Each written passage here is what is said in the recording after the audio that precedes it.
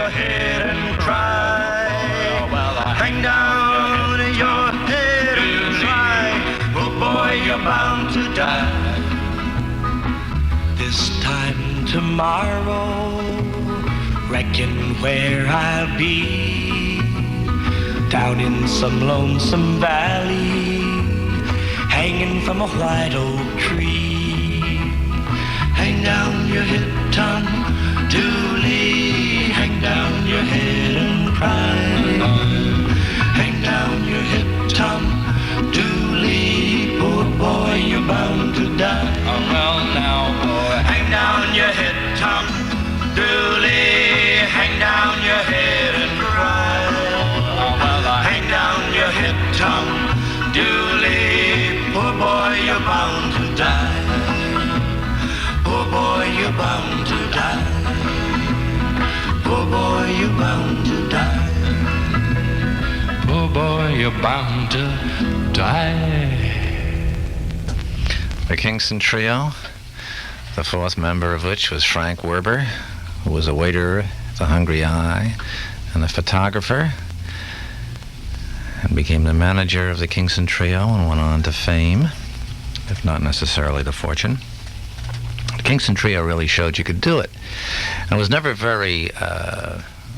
considered very proper in those days to be a Kingston Trio fan, because the Kingston Trio was thought to be very commercial folk music, and they didn't really limit themselves to child ballads, and they didn't sing authentic ethnic versions of all the songs. But I always dug the Kingston Trio for one thing, which was they never pretended to be anything they weren't, which is three guys having fun and making money, which is an honest sort of a thing as compared to some of the groups with three and more guys who were making just as much or more money but always pretended that they were really ethnic folk singers.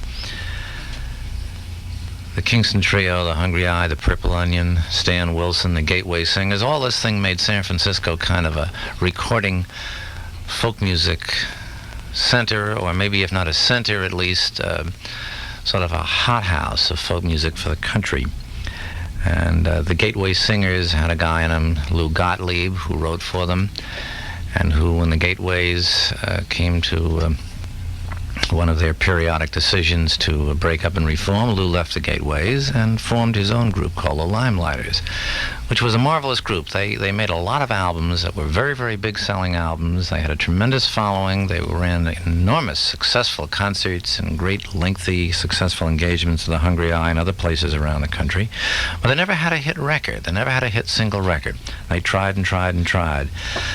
I think that they set also a style, a good thing in folk music, which had a kind of an influence on the light humor of some of the rock groups later on, because the Gateways first and then the Limelighters had a marvelous satirical sense of humor.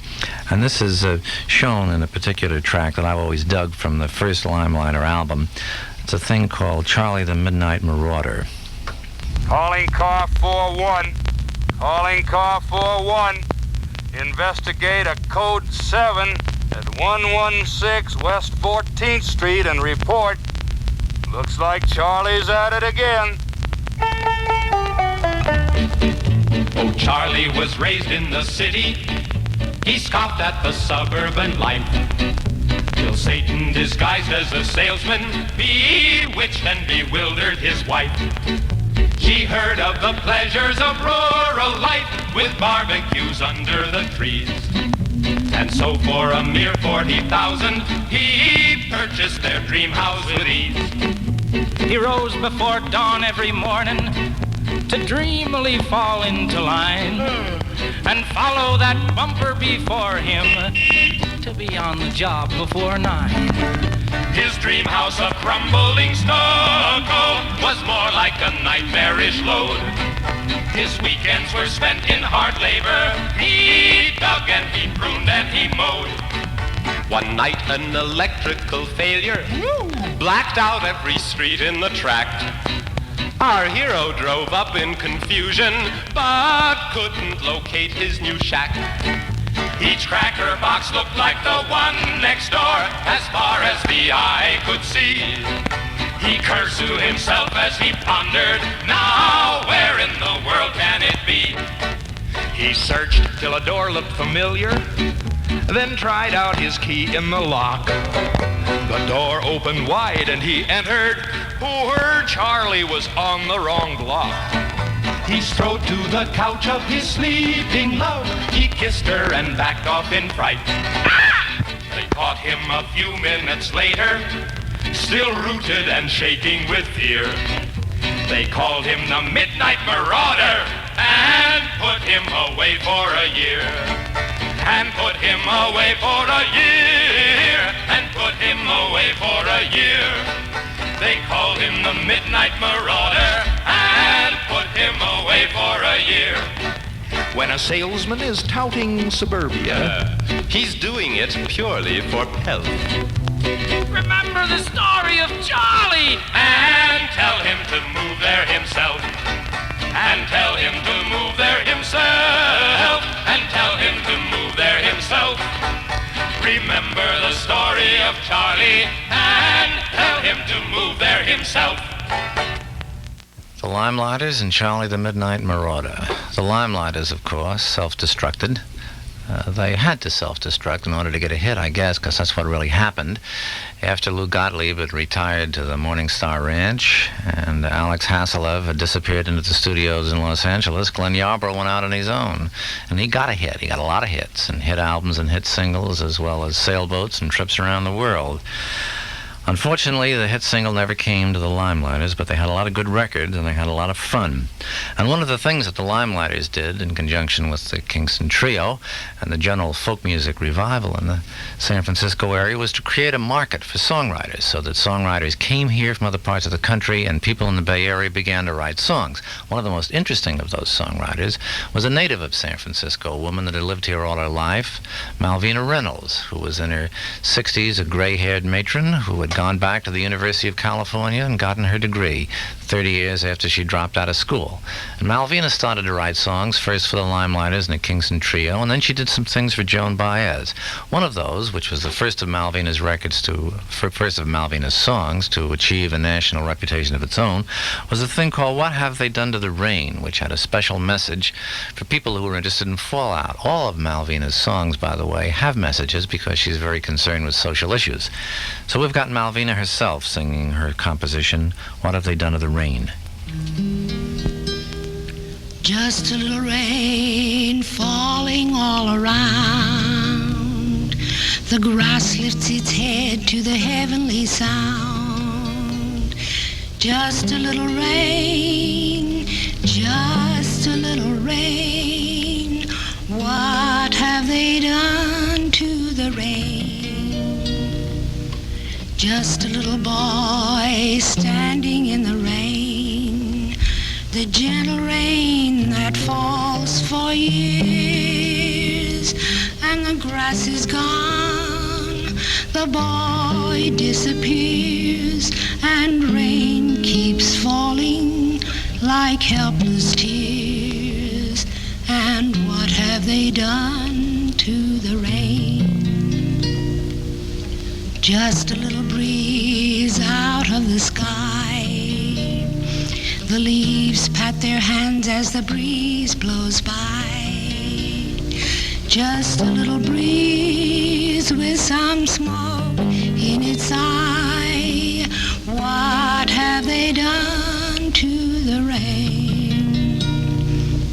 Just a little boy standing in the rain, the gentle rain that falls for years, and the grass is gone, the boy disappears, and rain keeps falling like helpless tears. And what have they done to the rain? Malvina Reynolds, What Have They Done to the Rain?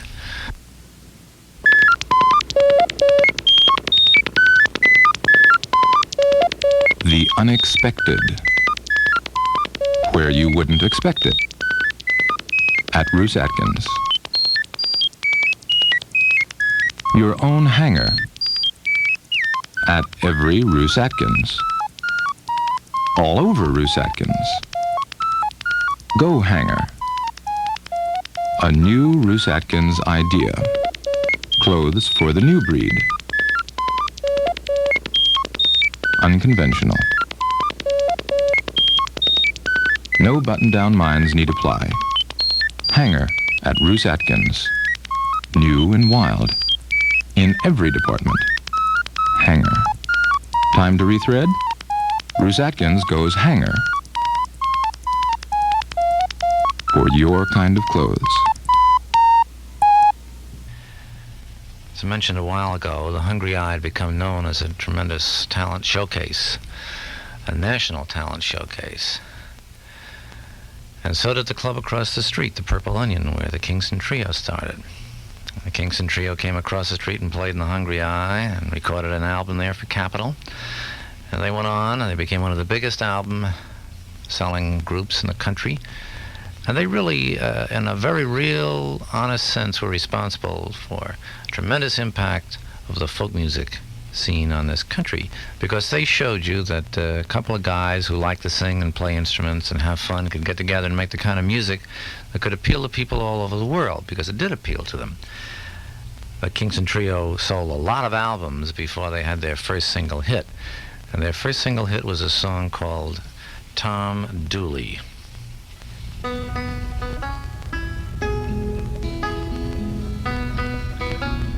Throughout history, there have been many songs written about the eternal triangle.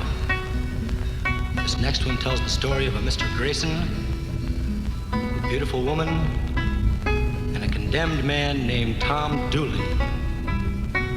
When the sun rises tomorrow, Tom Dooley must hang.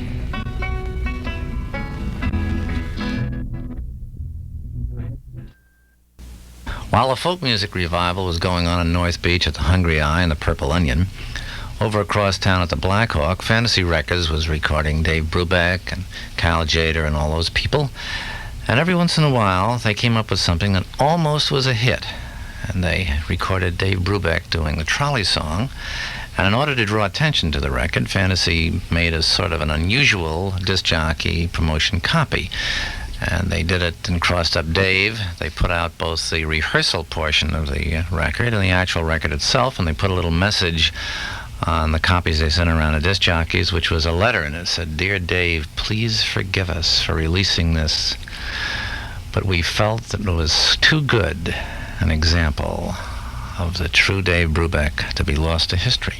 And so they sent out all over the country to the disc jockeys and jazz stations and the pop stations this double version of Dave Brubeck's Trolley Song.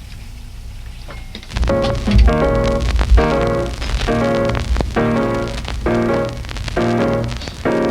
going to try something different, so I don't put so much rhythm.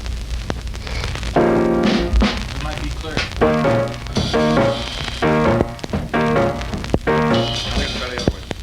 Hard to keep up. Play this, boy. I want you guys in on the beats you're playing as hard as you can play, because it's an awful hard thing to divide. And keep that going. I want to hear that 1 and 3. Yeah. I don't want to hear chaklo. I want to because it's hard to. I play out. Okay. We'll play out on it. Let's try it again. Let's try 8 bars where everybody's going at once. Yeah. 1, 2,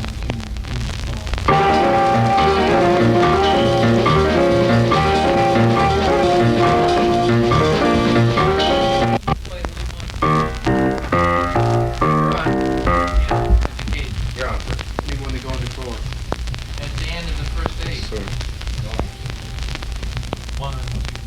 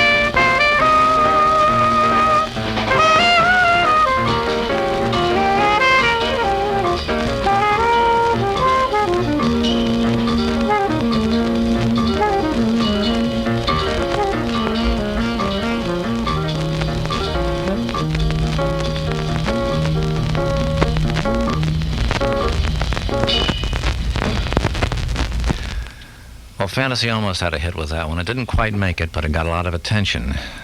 But Dave Brubeck brought to the Fantasy label another group, the Jerry Mulligan group, that played at the Black Hawk.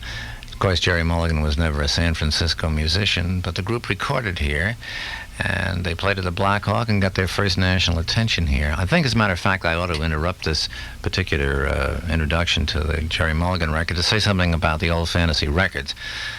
They were sort of put into business accidentally by the fact that Brubeck wanted to make records, and he insisted that they release them. Fantasy's real-life role at that point in time was a record pressing plant, a custom pressing plant in an alley down below Mission Street in San Francisco, and their main business was pressing up foreign language discs of American hit records for export to the Philippines and Hong Kong. And the biggest one they ever had was a Chinese version of Mule Train. And so Dave Brubeck supplanted that with the Trolley Song, and then he brought in Jerry Mulligan, and Mulligan made a jazz record with Chet Baker playing trumpet. Chet was in the Sixth Army Band at San Francisco and came down and recorded with Mulligan. And Chet Baker and Jerry Mulligan's version of My Funny Valentine was, I believe, one of the very first hit jazz records in many, many years.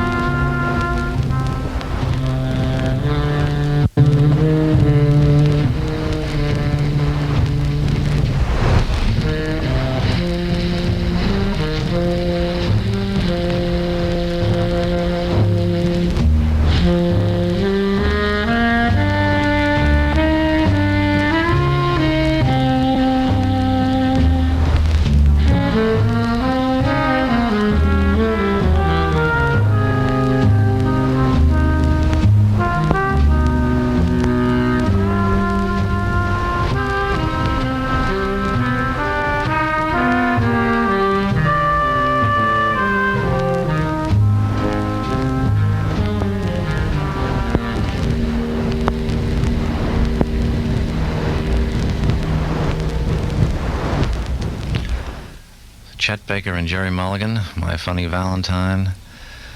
And now that I go back and think about it, that sure was a big record. That got a lot of action all over the country. In fact, it ended up producing a record contract for Chet Baker at Columbia. And it put the whole world of West Coast cool modern jazz in business. And Fantasy kept running along there on Toma Street in San Francisco, pressing up records for Hong Kong and the Philippines, and occasionally making jazz records. And piano player named Vince Guaraldi, who went to San Francisco State College and worked as a pressman in the old San Francisco News. Vince kept hanging around Fantasy, insisting that they let him make records. And they wouldn't believe him. They didn't think his records were going to be interesting at all.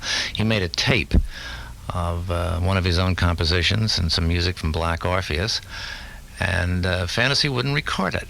And then he gave the tape to me, and I sent it to Columbia Records and to 3 or 4 other companies in New York, and they wouldn't have any part of it. Finally, Vince just sat on the doorstep long enough, and Fantasy decided to put it out. And they put out the album, and out of the album, a disc jockey in Sacramento, who is now on KSAN, Tony Pigg, heard the track, Cast Your Fate to the Wind, and he liked it, and he started to play it. Every hour on the hour, he played little bits of it and got to plug it very good, and all of a sudden it took off across the country and was a smash hit. The original version of Cast Your Fate to the Wind by Vince Guaraldi.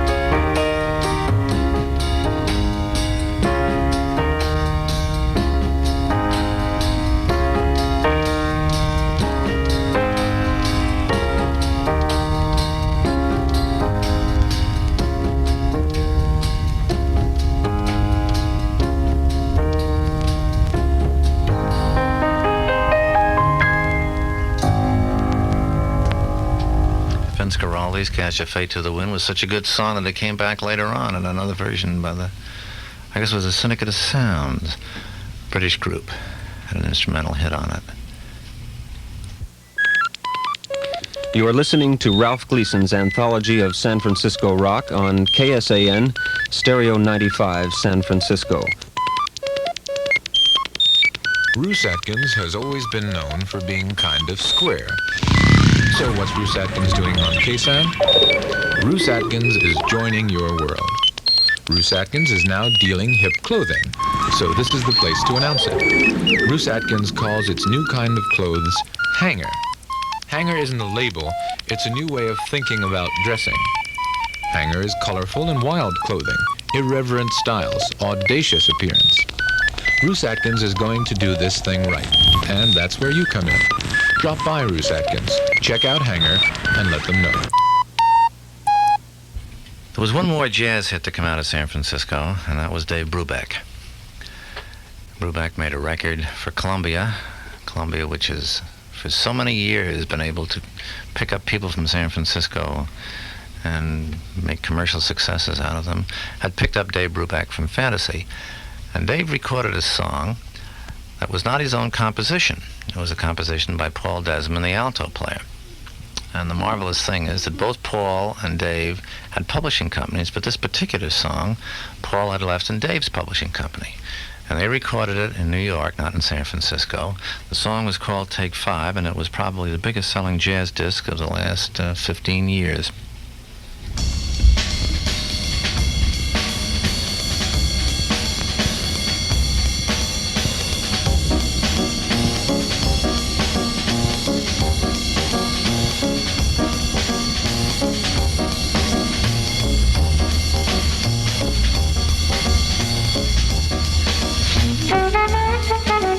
Thank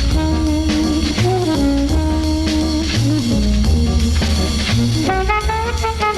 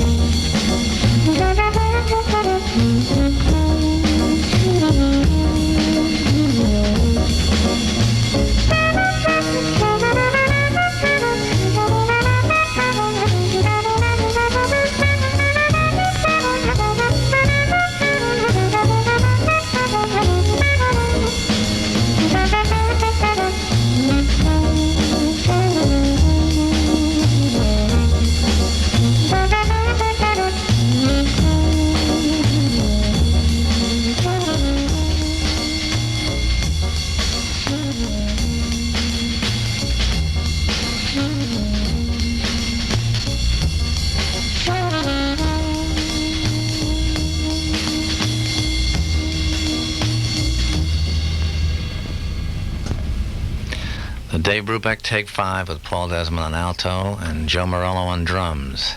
One of the best recordings of a drum playing that I've ever heard. And when that album was released in England, that single was played in England, Ginger Baker obviously listened to it. But things were changing. That was the last jazz hit to come out of San Francisco.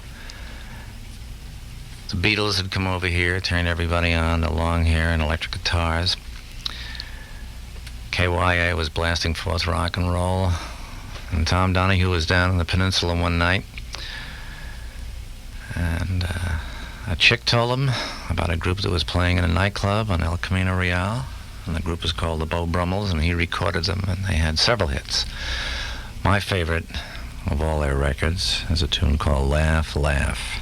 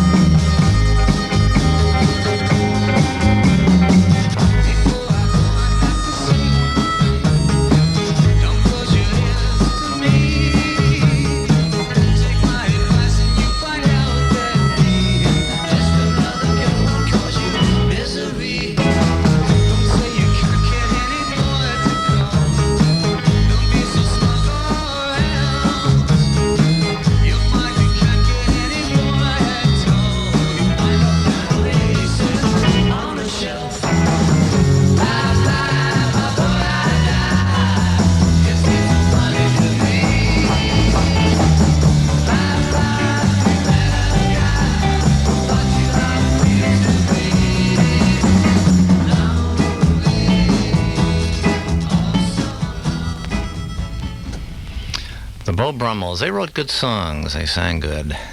It was a very early San Francisco group.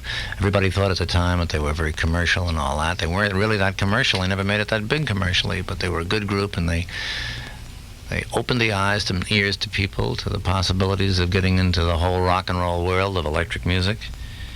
At the same time, we had the FSM in Berkeley, the Sproul Hall sit-in, a whole generation of college students becoming political. And one of the first things they did, which set a pattern for political behavior for the next few years, was to make a record. The FSM students paid for some of their bail fund monies out of a small disc that they put out through Fantasy Records of the FSM Christmas carols. And some of them are kind of funny still, particularly one of the takeoffs called Oski Dolls. Oski dolls, pom-pom girls, you see all the way. Oh, what fun it is to have your mind reduced to clay. Civil rights, politics just get in the way. Questioning authority when you should obey. Sleeping on the lawn in a comfortable sleeping bag doesn't get things done. Freedom is a drag. Junk your principles. Don't stand up and fight. You won't get democracy if you yell all night. Husky dolls, pom-pom girls, you see all the way. Oh, what fun it is to have your mind reduced to clay. Civil rights, politics just get in the way. Questioning authority when you should obey. Hey! Politics and Music, the FSM and their Oski Doll song. It never got played on commercial radio very much, but it sure did sell. University of California students bought them by the gross and sent them as presents to relatives and friends all over the world. Well, we've got to have a word now about Ruth Atkins' Hanger. And like I said earlier, this is what I'm supposed to do, is ad-lib a commercial. But they give you a skeleton outline, and you rattle that skeleton in the Ruth Atkins closet, and you come out with something like this, that Ruth Atkins has always been known for being kind of square. In fact, I've been proposing for years that they name a square in San Francisco Ruth Atkins, and he can walk in and out of the front of the store. So what's Ruth Atkins doing in KSAN? Well, aside from sponsoring this program and bringing you such groovy music as Nervous Norvis's Transfusion and the FSM Oski Doll songs, Ruth Atkins, it says here, is joining your world. Now, I wonder if they know what they're really doing. They say they're now dealing in hip clothing. And so, of course, this is the place, KSAN, to announce it. And Ruth Atkins calls its new kind of clothes Hanger. And Hanger isn't a label, it's a new way of thinking about dressing. So I'm going to be thinking about dressing. Turkey dressing and chicken dressing and Ruth Atkins dressing and Hanger dressing. And Hanger is colorful and wild clothing and irreverent styles. And man, if there's anything I dig, it's an irreverent style. And an audacious appearance. I like an audacious appearance almost as much as an irreverent style. And Ruth Atkins is going to do this thing right, and that's where you come in. Drop by Ruth Brothers, check out Hanger, and let us know. Well, as a matter of fact, don't let us know, let Ruth Atkins know. You just drop in there, spend all the money you've got, don't pay the rent, don't buy any food, forget that kilo you're going to score for and go in and lay the bread on Ruth Atkins, and if they don't come across with what you really need, you let them know about it, you hear? Well, it was breaking out all over. It wasn't just the Beau Brummels. They were the group from here that everybody thought was going to be the biggest one, but they started a trend. And we had all kinds of San Francisco groups showing up in the Cow Palace shows. We had the Vegetables and the Tikis and the Night Riders and the Mojo Men and the Great Society and many more whose names have been forgotten. And even some of these groups, you know, the Tikis evolved into, I think it was Harper's Bazaar, and Tom Donahue, who recorded the Night Riders, doesn't even remember what they evolved into. They just rode off into the night. But they sounded something like this. Oh,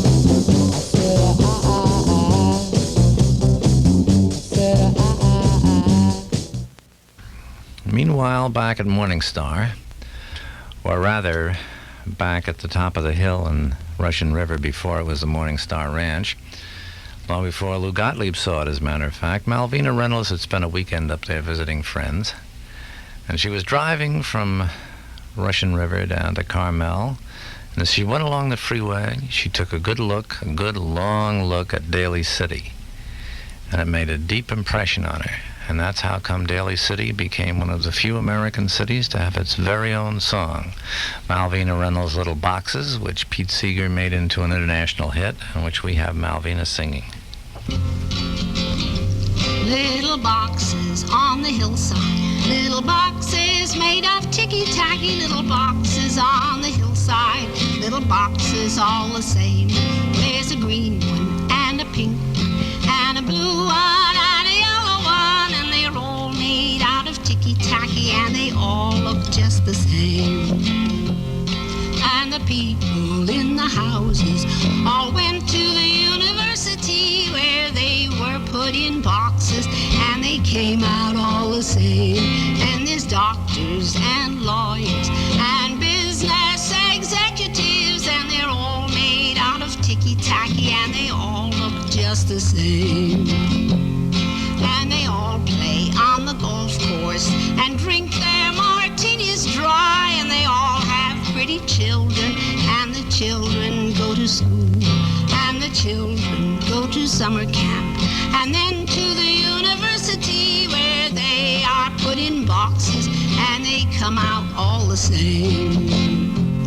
And the boys go into business and marry and raise a family in boxes made of ticky-tacky, and they all look just the same. There's a pink one and a green one and a blue one and a yellow one, and they're all made out of ticky-tacky, and they all look just the same. Malvina Reynolds' Little Boxes. And all those children aren't all going to school now and looking all the same. In fact, they're looking kind of different. And they're forming rock bands and creating all kinds of tumult all over the world. How does it feel to wear leather? Or bell-bottoms? Or fringe? How does it feel to wear an orange shirt with green and blue pants? How does it feel to be not tied up in conventional knots? It feels great. Just like it feels to buy hanger clothes at Ruth Atkins. Ruth Atkins is different now. Different from everyone else. Ruth Atkins' new idea? The hanger. Clothes for unconventional young men. You've probably never shopped Ruth Atkins. Now you can.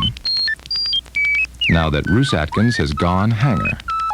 Every Ruth Atkins. All over Ruth Atkins. Ruth Atkins hanger. Malvina, of course, was right out of the folk music tradition, and just about the last folk music record that's come out of San Francisco in some time was a thing that was done by a group called We Five. It's a genuine San Francisco record, recorded in the basement of the Columbus Towers, and Jerry Granelli, the drummer, is on it, and it was done right here in San Francisco by a group that existed for a short time, but made this one groovy record.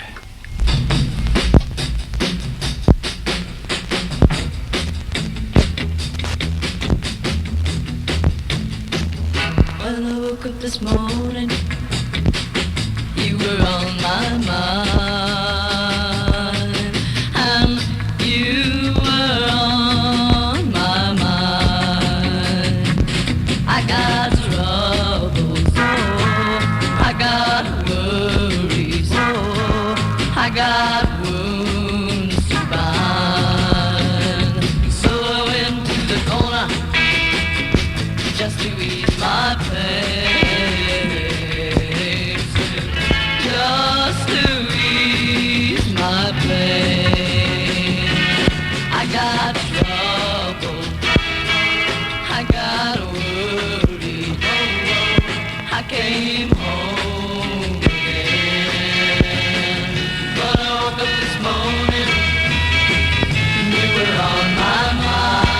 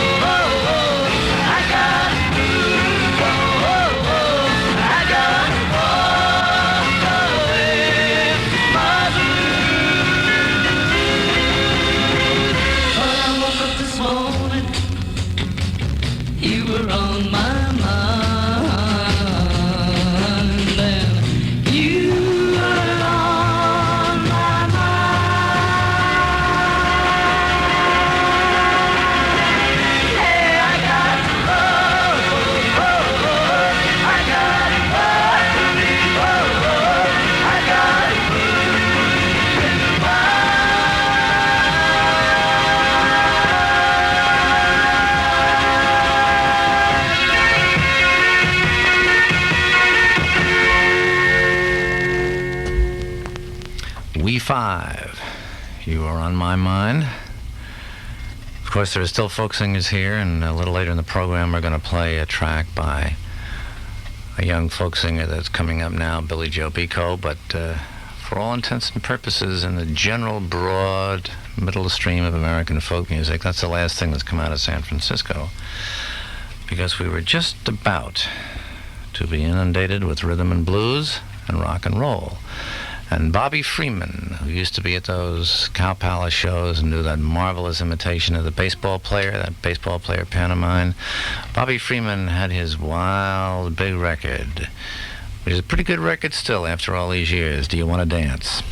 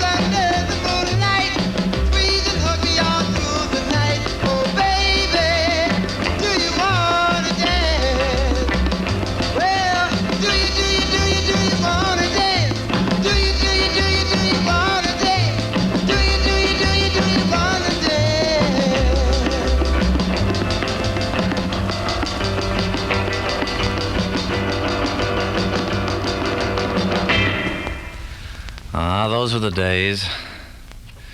You remember the swim in North Beach and George and Teddy and the midget? Those were really the days. Carol Doda on the piano. The first time Jerry Mulligan saw the sign out on the corner saying Carol Doda on the piano, he said, gee, I didn't know she played. It was pretty wild. They opened the Matrix. Marty Ballin decorated the Matrix, and they opened it up. And the Jefferson Airplane started there. And after a little while, there were more record company scouts in San Francisco than there were musicians. It was just incredible. The Airplane signed with RCA Victor for an unprecedented advance of $20,000 or $25,000 and opened everybody's minds to the great possibilities of huge tons of money to be made out of rock and roll. And the Airplane made its first album, The Jefferson Airplane Takes Off, and it didn't really take off in that album, though it's still an interesting album. And despite the fact that It's No Secret was the track from it that got the most airplay, my favorite song always was a thing that Marty and Paul Kantner wrote called Come Up the Years.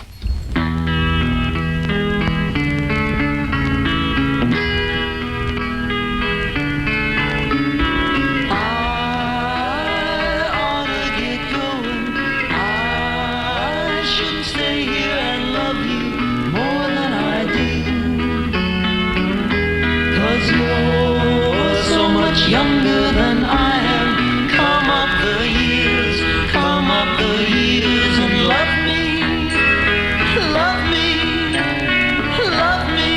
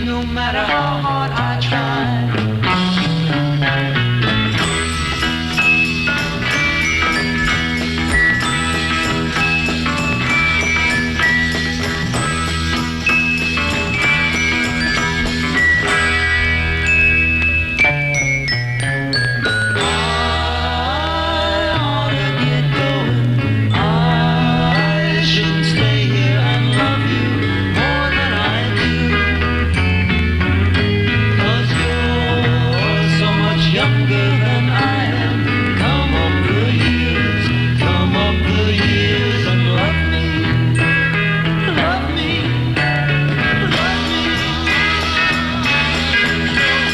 love me.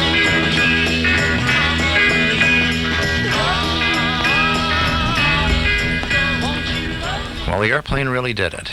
They turned on San Francisco. Their success, even though it was modest by standards right now, the first R.C.A. Victor album brought groups from all over the country. San Francisco became the Liverpool of the United States. It really did. And when I was doing the book, Jefferson Airplane and the San Francisco Sound, it was really a gas to go back and look up all those old posters and all those old notes and listen to those records and think about those nights when the airplane played at the Matrix and the Fillmore and the Family Dog and the Longshore. A wild thing that started here. There's nothing like it ever happened in this country before.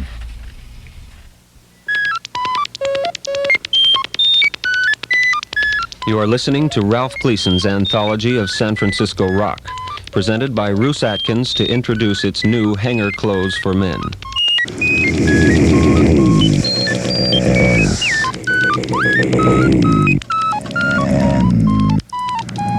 Metro Media Studio 95 San Francisco Wolman. Well, the Jefferson Airplane got on record first, but the first hit single to come out of the whole rock and roll revival in San Francisco was not by the Airplane really at all. It was by the Sopwith Camel.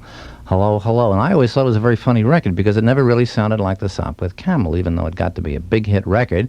And they went out on tour and came back here and played it in the Civic Auditorium the last time I ever saw them. But still in all, it had more of the sound of sort of a junior grade Love and Spoonful, which possibly was a result of the fact that the same guy produced them both. In any case, for sociological, musicological, and historical interest, here is the Sopwith Camel's Hello, Hello.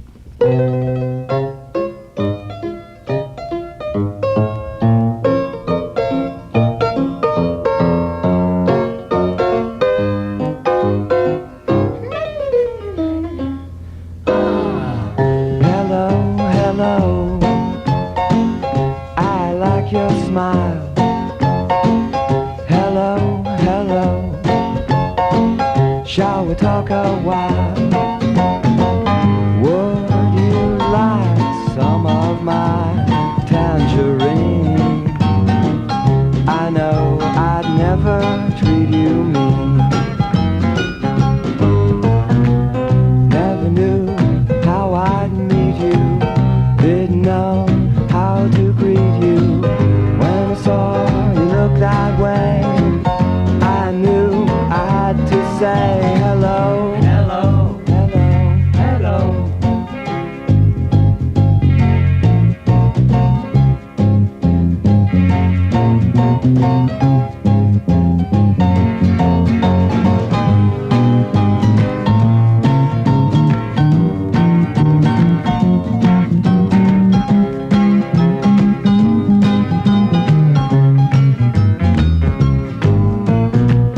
Always long to say I love you, always lived too high above you.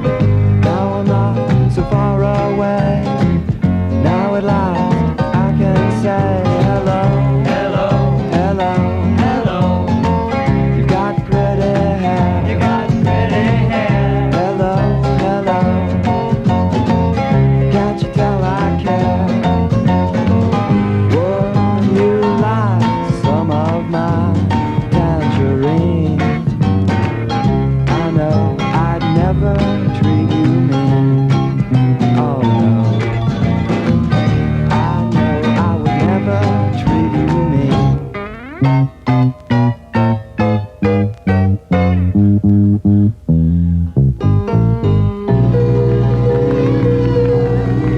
Oh, a Sopwith Camel. A Sopwith Camel that has disappeared into the mists, flying high in the wings of victory out into the blue Pacific.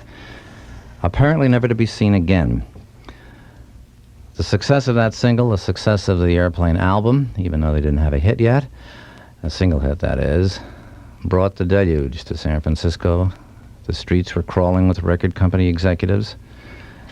At one time, I think there were probably as many vice presidents and talent scouts from record companies operating in the Haight-Ashbury as there were narcs. Everybody was trying to sign up the bands. And one of the key bands that everybody heard and talked about and wanted to sign was the Grateful Dead, and Warner Brothers finally got them. And the Dead recorded for them. Warner Brothers wanted a single record made, and the Dead really tried to make a record that would be a single hit. And they had their coming out party and a magnificent cultural confrontation at Fugazi Hall, in which the executives of the Los Angeles record business met face to face with the Grateful Dead's large and diverse family. On a lovely occasion, they handed out copies of the album. And even though that single record was never a single hit, it's on their album, on their first album, and I've always had kind of a fondness for it.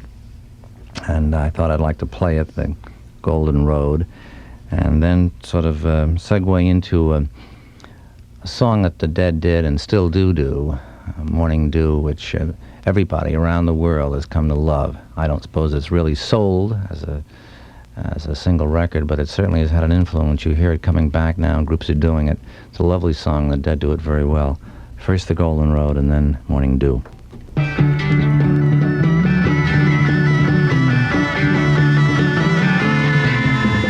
See that girl barefoot in the lawn?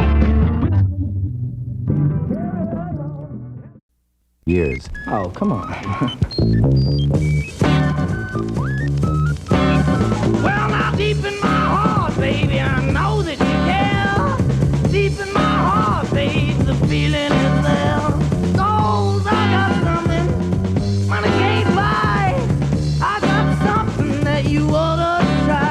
I got love, love, I said love, sweet love. I got love, baby, yeah. There's no time, baby, to weep for those who'd obviously rather sleep behind. Now as the rivers run, you are children of the sun. You know, I smoked a lot of grass. I popped a lot of pills.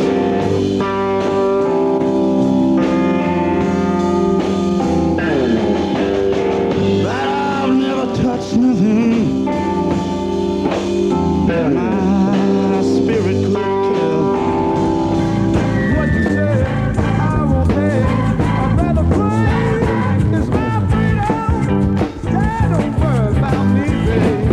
I've got to be free. And I walk down your street, naked if I want to.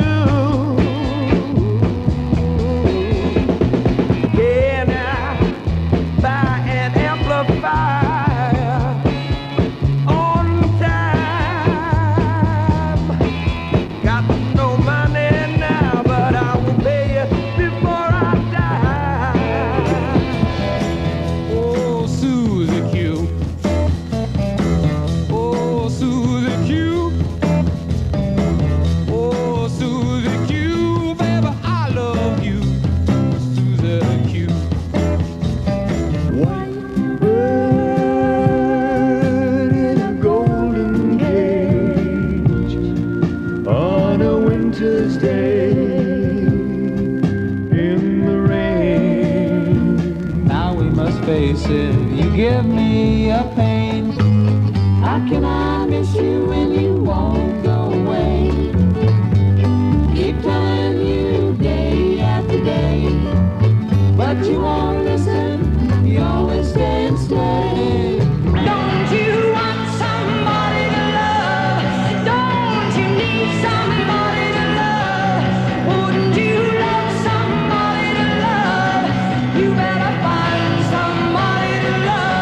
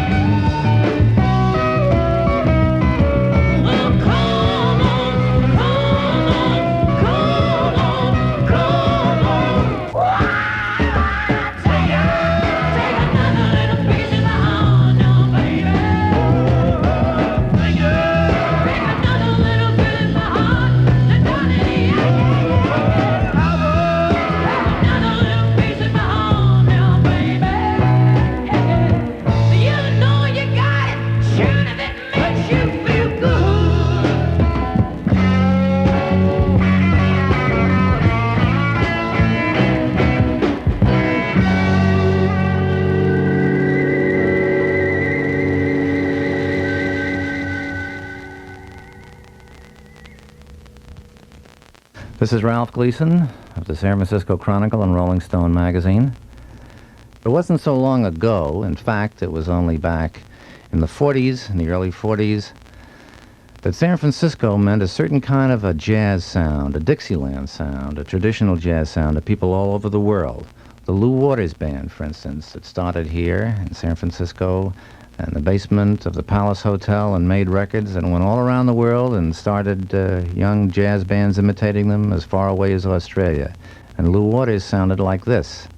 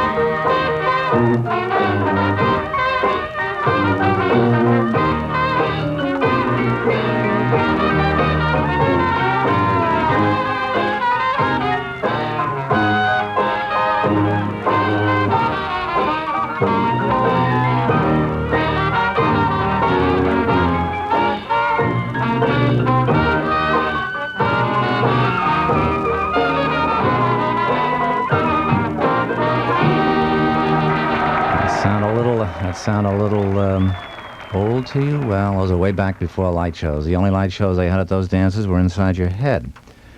Those were great times, though, when a whole generation of San Franciscans danced to that band, grew up loving it, and carried the records around with them wherever they went throughout the world. Turk Murphy was the trombone player in it, and is still in San Francisco now with his own nightclub. Lou Waters, of course, is a retired gentleman farmer in the country these days after winning a battle against the PG&E. So that they shouldn't have an electronic nuclear plant on Bodega Head, Lou being a great naturalist and one of the leading ecologists of Northern California. Clancy Hayes was the banjo player and singer in the band, and Clancy wrote a hit song. Although it wasn't the Lou Waters Band or Clancy himself that got the version out across the country, it nevertheless was a marvelous song that in the mid-40s was on the hit parade, and everybody heard it all over the country. It was called A Huggin' and a Chalking. We have it here with Clancy singing it, and Bob Scobie, who was Clancy's teammate in the Waters Band, leading the band behind Clancy Hayes and Huggin' and a Chalkin'.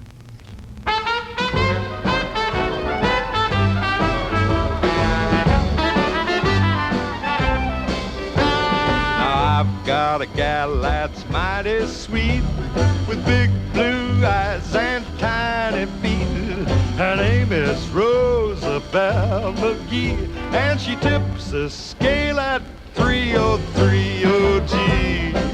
But ain't it grand to have a gal so big and fat that when you go to hug her, you don't know where you're at. You have to take a piece of chalk in your hand and hug her waist and chalk a mark to see where you began. One day I was a hugging and a chalking and a hugging away, when I met another fella with some chalk in his hand, coming around the other way, around the mountain, coming around the other way.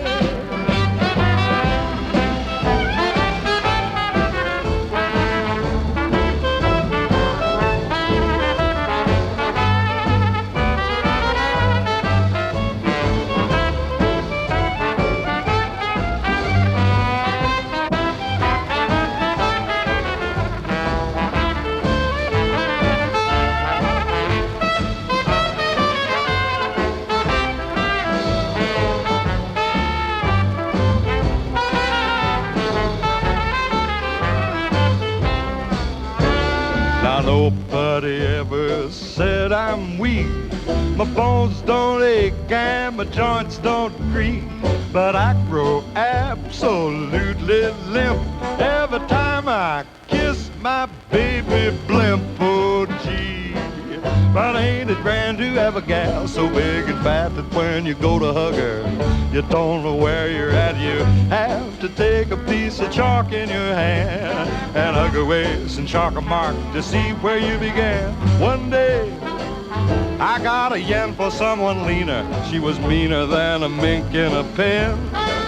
So I left and I'm happy as a fella could be, hugging and chalking once again around my Rosie, hugging and chalking once again. In my own fantasies, I like to think that there's a link between that record and the way San Francisco music sounds today. Because in general, the Dixieland thing of that era, and particularly the songs of Clancy Hayes, were happy songs. They were fun songs. They were songs with a zest for life. And I think that's true of the way the San Francisco music sounds in the late 60s. For instance, you may have to fantasize a little bit, as I just said, but I feel a connection between that record and the Jefferson Airplane and Marty Ballin at the Fillmore, and a really typical San Francisco song, It's No Secret. It's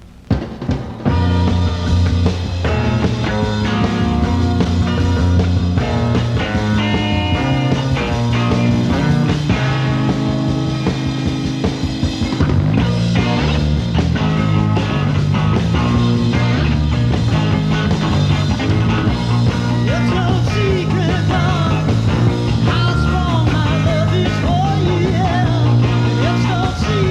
yeah.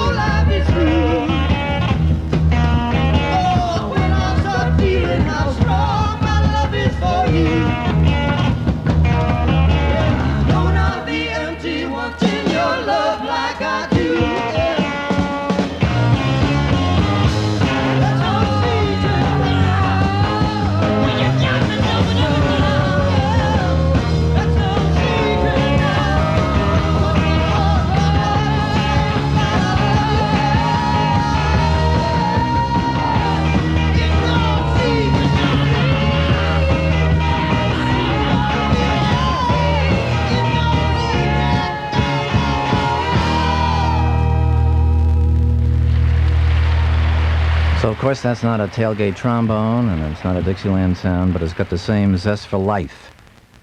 But San Francisco music today, and San Francisco music always, it seems to me, has had a variety of influences, and the blues has always been a part of it. The blues in San Francisco just wasn't always Pigpen singing Little Schoolgirl, and it wasn't always Roger Collins doing She's Looking Good. At one point, San Francisco became a music city in the United States at a very early time. At the end of the 40s, there was a shortage of shellac, curiously enough, in this country due to the fact that the Japanese had wiped out the shellac sources by capturing the Malaysian peninsula. And a guy who lived on Fillmore Street and ran a record store, and his name was Dave Rosenbaum, got hold of some shellac and decided he'd put out a record. And he signed up a blues singer in San Francisco named Saunders King. And together, on a record label called Rhythm Records, they made a two-sided disc called SK Blues, Parts 1 and 2. The Saunders King Band was the first band from San Francisco to have a national hit. First blues band to have a national hit, the first jazz band to have a national hit. Saunders King sang it. His son, Sonny King, is a well-known alto saxophone player in jazz now. And various people that played with that band were Vernon Alley and Eddie Walker, and a great saxophone player named Bob Barefield that's now dead. But that band had a curious influence. Saunders King went back to Chicago, and one of the people that he turned on in Chicago with his sound was Joe Williams, that came on with Count Basie later on. And we went back in our files and dug up the Saunders King Band doing SK Blues.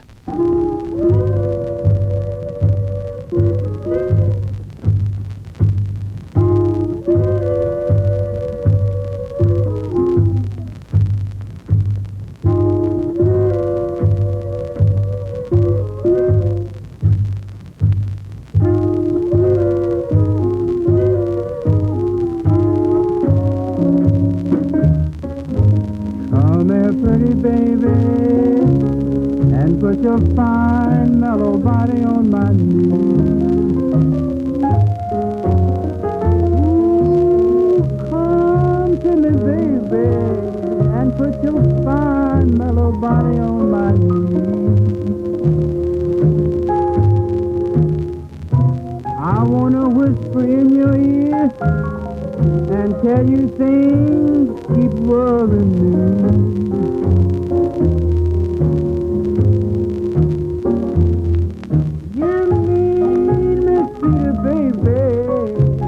You don't mean no one man, no blues. Yes, you're the meanest, baby. Say you don't mean no one man, no blues.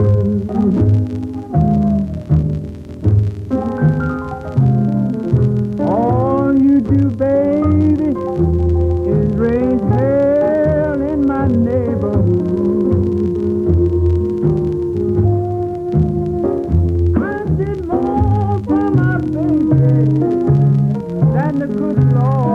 Ever done. Yeah, I did more for my baby than the good Lord's ever done.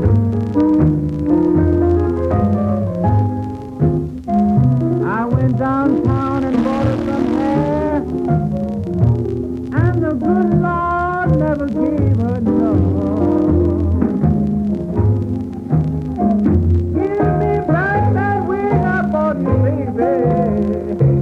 And let your head go on. Yes, give me back that wig I bought you, baby, and let your head go on. You keep on mistreating me, baby, you won't have no hair, no head at all, baby. Go ahead, go ahead.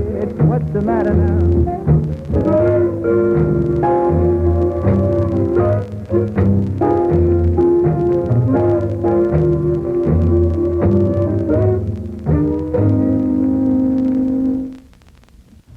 If anybody asked, you'd probably say that Roos Atkins was sort of square. And you would have been right. Up until now.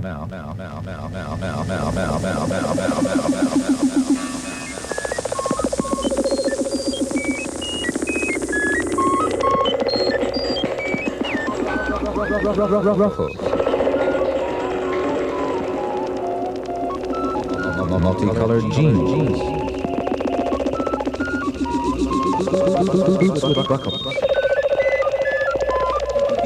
peacoats, Bruce Atkins, leather, crepe, Bruce Atkins. Hanger is not just a label, it's a whole new idea about dressing from Bruce Atkins. Saunders King and S.K. Blues, like I said, was the first hit disc made in San Francisco. And it sort of pointed the way to something that almost happened back at the end of the 40s. Students of cinematographic history will remember that it was only an accident that prevented the Bay Area from becoming Hollywood, thank God.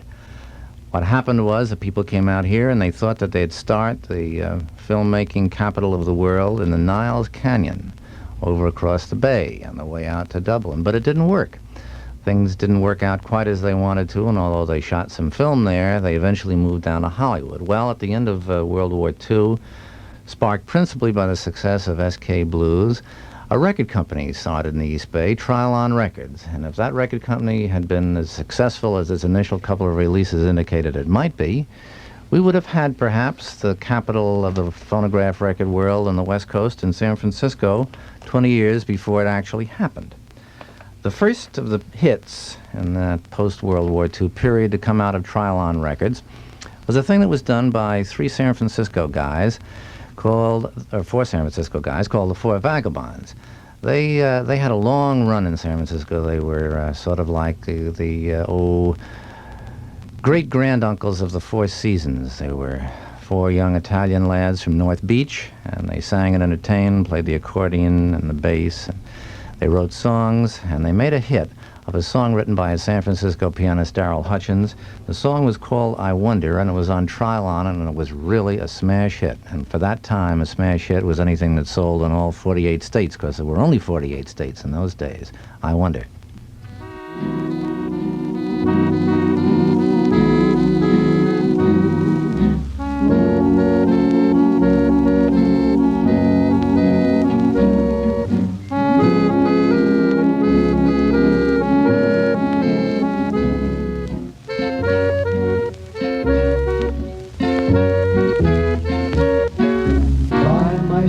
Alone at home, feeling blue. Thoughts keep roaming through my mind. They're all of you. I wonder if you're dreaming of somebody new. I wonder, can't help it how I wonder. Are you with someone new? Tonight, baby, I'll bet you're cuddling tight. Then I'll go out and find somebody twice as cute. When you see me, you know that I don't give a hoot. Then you'll find out that you're the one feeling blue. You'll wonder at your blunder.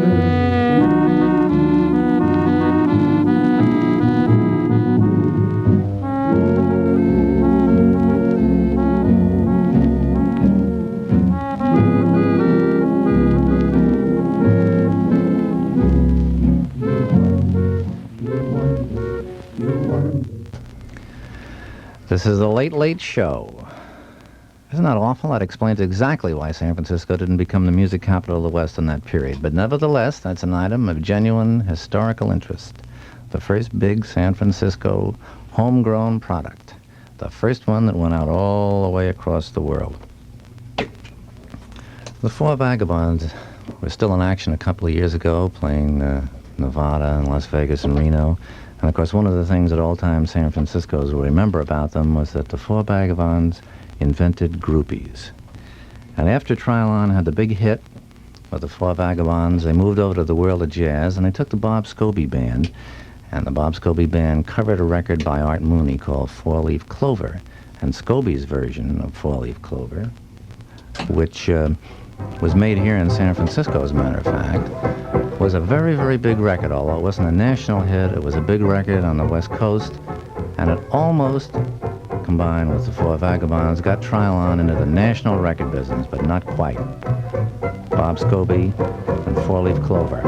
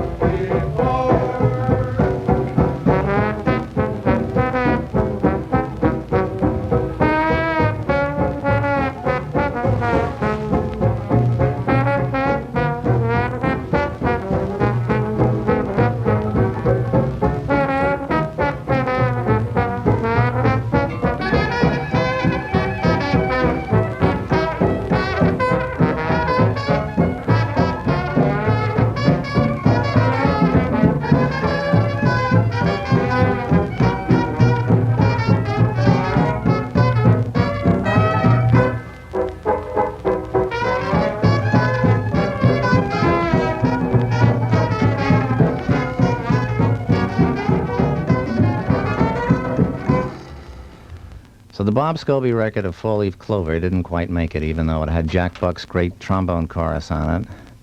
It almost did, but not quite. Trial On went under, and so San Francisco did not become a recording center at that time. And for the next few years, in fact, all that happened around here as far as records were concerned is people started to work in San Francisco and drew national attention one way or another, but they left here and made their records elsewhere. You are listening to Ralph Gleason's Anthology of San Francisco Rock on KSAN, Stereo 95, San Francisco, presented by Roos Atkins to introduce its new hanger clothes for men.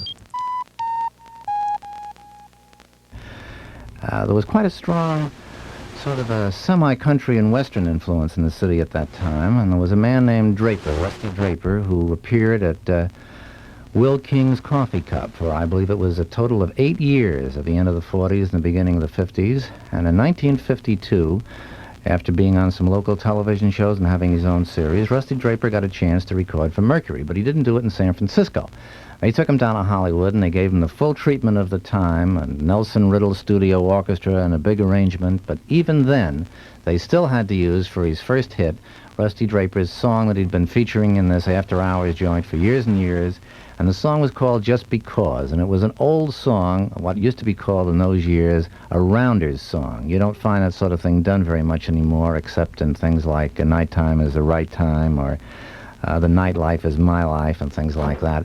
But Rounders were people that stayed out round about midnight, as opposed to the Squares, who went to bed every night at 9 o'clock. And Rusty Draper sang for the Rounders, and Just Because was a Rounders song. And we dug it up, Rusty Draper on Mercury with the Nelson Riddle Band, in this somewhat frightening version of Just Because. Just because you think you're so pretty, just because you think you're so hot, just because you think you got something nobody else has got. Though you made me spend all my money, you laugh and call me old Santa Claus. But I'm telling you, baby, I'm through with you, because, just because.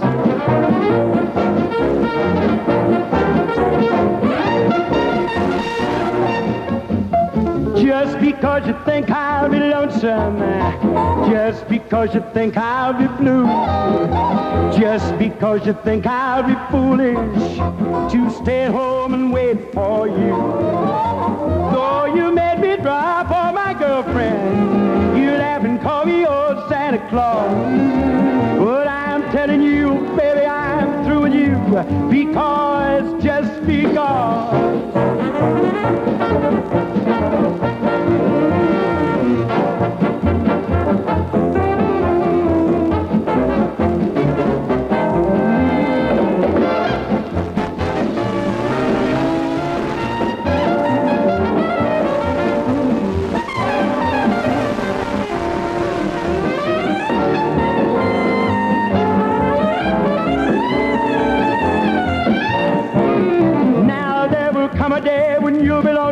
And there will come a day when you'll be blue, when old Santa Claus won't be near you to pay all those bills for you.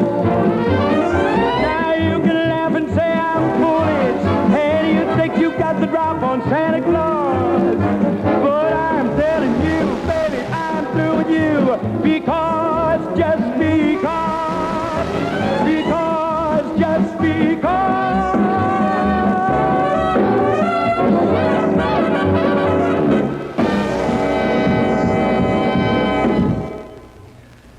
Following that, he collapsed on the floor, as all the listeners did when they heard it. That was Rusty Draper, not Frankie Lane. He was San Francisco's own, and did Just Because. While all that commercial activity was going on, the talent drain from San Francisco clogging the pipes to Los Angeles and Hollywood, another scene was developing here. It was sort of the forerunner of the coffee house scene. Places like the Tin Angel began down on the San Francisco waterfront. And the whole folk music business, which eventually became, well, as a matter of fact, the folk music thing eventually led to the Mamas and the Papas, for one, as well as a Lovin' Spoonful. Started in San Francisco, and it started in Cambridge, Massachusetts about the same time, in the very early 50s. And in San Francisco was the Tin Angel. And one of the things that put the Tin Angel on the map was a woman who operated it named Peggy Toke Watkins, who was the first genuine hippie. Peggy Toke invented all the interest in old-fashioned decorations, the whole decadent, recherche fashion trip, and she also invented the folk music nightclub, really. She hired a woman by the name of Odetta, who had been on a road tour with the road company of a musical show, and Odetta went to work in the Tin Angel singing folk songs. She sang them with a young man named Larry Moore, and she recorded an early album for Fantasy. Now, this album had a very interesting effect. It went all over the country, and it impressed a great number of young people who were interested in folk music and were becoming more interested in becoming folk music performers themselves. One of the best sides that Odetta did at this time with Larry Moore was on this early Fantasy album, and it was called Cotton Fields at Home. It was an old Leadbelly song, and they did it in two-part harmony, and it's still in print, as a matter of fact, and every once in a while someone goes back, dips into that album, and comes up with a new version of that old song, Cotton Fields at Home. When I was a little baby, my mother would rock me in the cradle in them old cotton fields at home. When I was a little bitty baby, my mother would rock me in the cradle in them old cotton fields at home. Oh, when them cotton balls get rotten, you can't pick very much cotton in them cotton fields at home. It was done in Louisiana, just a mile from Texarkana, in them cotton fields at home. It may sound a little funny, but you didn't make very much money in them cotton fields at home. It may sound a little funny, but you them old cotton fields at home. Oh, when them cotton bolls get rotten, why you can't pick very much cotton in them old cotton fields at home. It was down in Louisiana, just a mile from Texarkana, in them old cotton fields at home. I was over in Arkansas, and the people would ask me what you come here for, in them old cotton fields at home. I was over in Arkansas, and the people would ask me what you come here for, in them old cotton fields at home. Oh, when them cotton bolls get rotten, you can't pick very much cotton in them old cotton fields at home. It was down in Louisiana, just a mile from Texarkana, in them old cotton fields at home. When I was a little baby, my mother would rock me in the cradle, in them old cotton fields at home.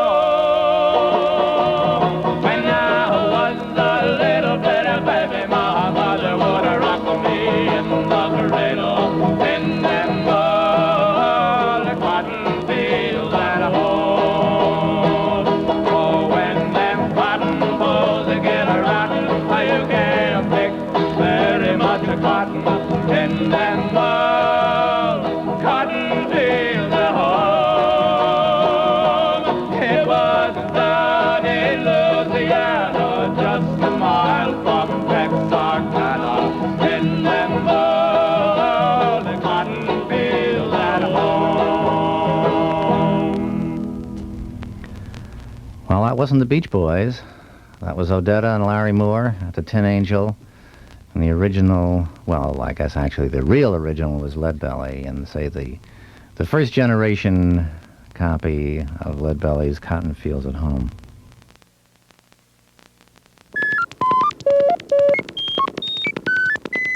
Say, man, are you old enough to dress yourself?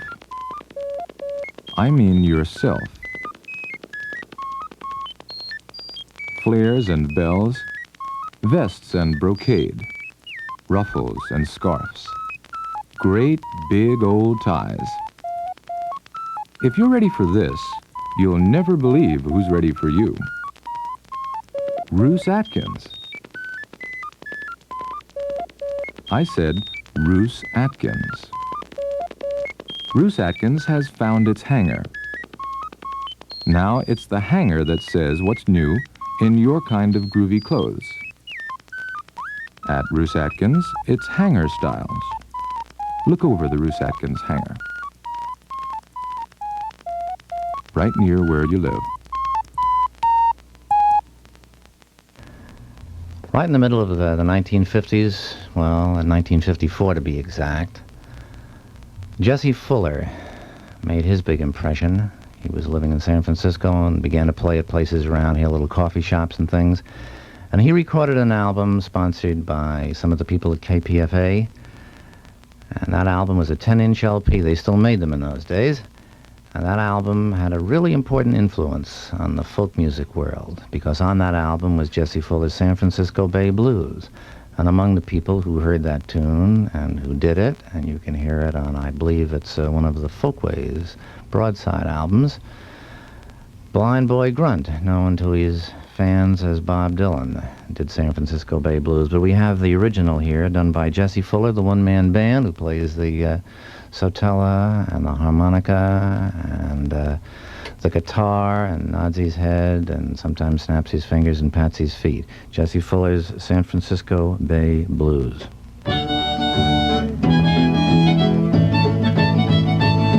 Got news from my baby left me by the San Francisco Bay. Ocean line and she gone so far away. Didn't mean to treat her so bad. Best girl I ever had. Said goodbye, she like it made me cry. I want to lay down and die. I haven't got a nickel, ain't got a lousy dime. She don't come back, I think I'm gonna lose my mind. She never come back to stay. Been another brand new day. Walking with my baby down by the San Francisco Bay.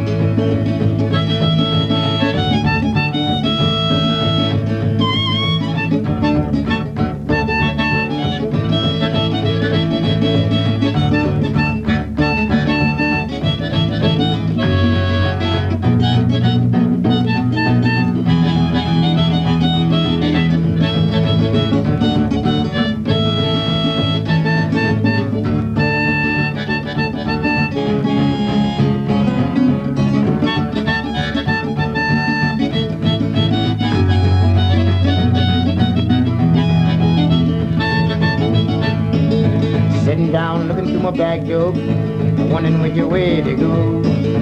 Woman, I'm so crazy about, she don't want me no more.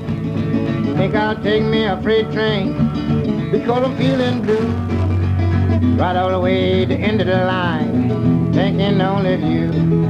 Stay wild in another city, guess about to go insane. Sound like I heard my baby way she used to call my name. Never come back to stay. Spend another brand new day. Walking with my baby down by the San Francisco Bay.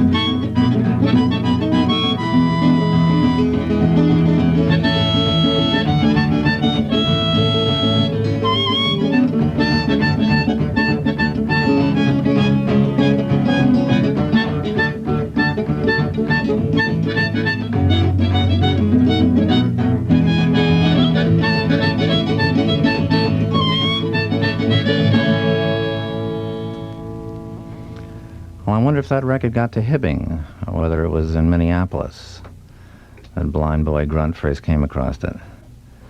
As a matter of fact, Jesse Fuller was the first person I ever saw that had the complete rig.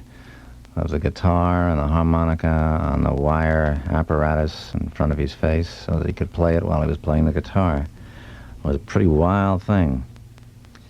Turk Murphy, who was in the Lou Waters band that we played at the beginning of the program, by this time had gone out on his own, had signed with Columbia Records and did a series of jazz albums for them. And while he was at Columbia Records, Turk worked out an arrangement of a song that was being featured in a New York City off-Broadway musical version of the Lotte Lenya Kurt Weill Threepenny Opera.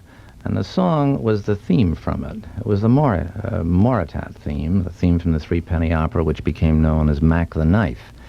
And Turk Murphy did an arrangement of it, which he put out in two versions. The first version he played himself, and he had as the vocalist, not himself Turk Murphy, but Lotte Lenya, who had been in the original version in Berlin many years before and was the widow of Kurt Weill, the composer. And the other version was the one which was the big hit in this country, which was Louis Armstrong's Mac the Knife. But curiously enough, Turk Murphy's version with Lotte Lenya was a hit in Europe. And in the off chance that very few people in this country have ever heard Turk Murphy with Lotte Lenya as a vocalist, we thought we'd lay that one on you right now.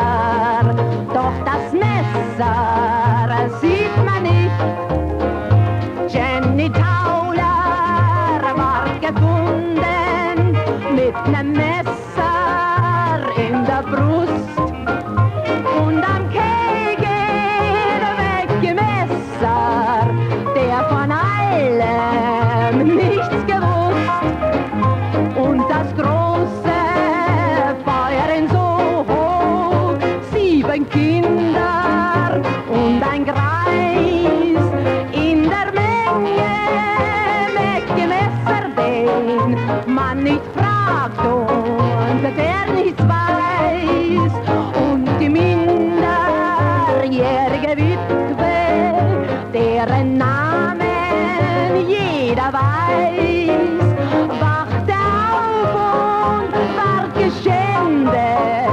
Mäcki, welches war dein Preis?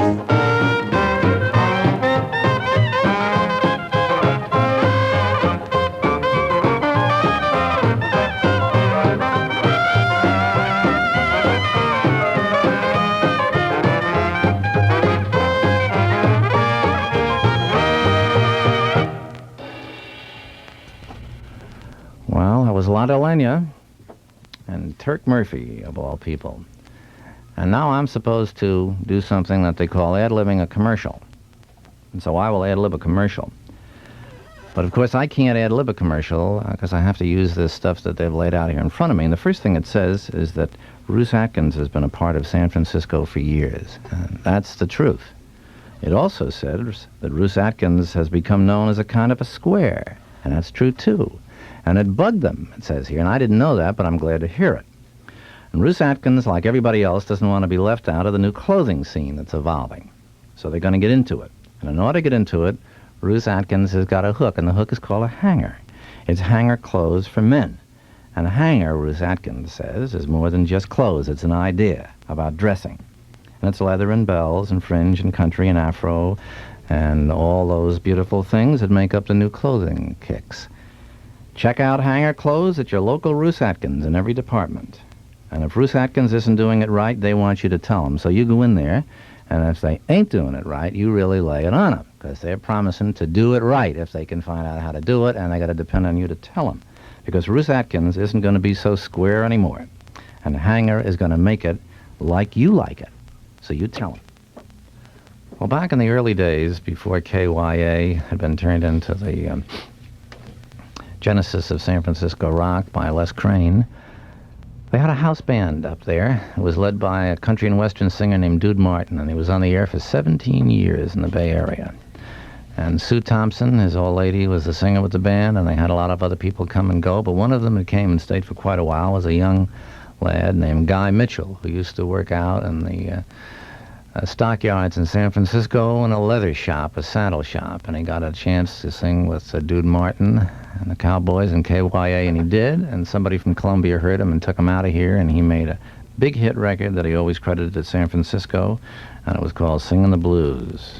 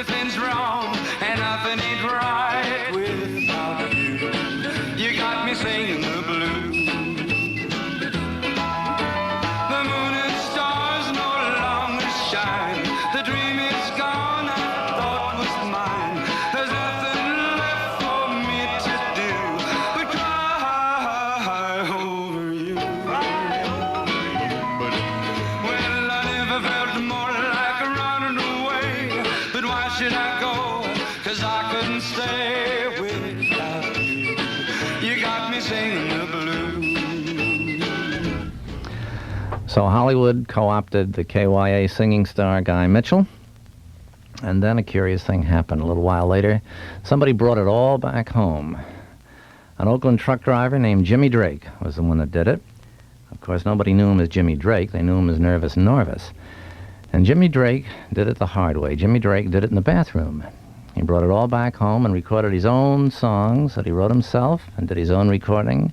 And he got his marvelous echo chamber effects by rigging up his Ampex and his microphone on a huge arm that hung over the John. It was one I interviewed him in this house in Oakland. It was one of those old-fashioned houses with extraordinarily high ceilings, and the John had a chain, you know, and at the top of the thing he had the microphone coming out and the Ampex hung up in the corner. And he recorded a song that he called Transfusion, and it got plugged a little bit in San Francisco, and the first thing you know, it was a smash hit all over the United States. I think that it was probably the biggest record for a long time, the biggest record that was ever actually completely produced in San Francisco. Nervous Norvis's Transfusion.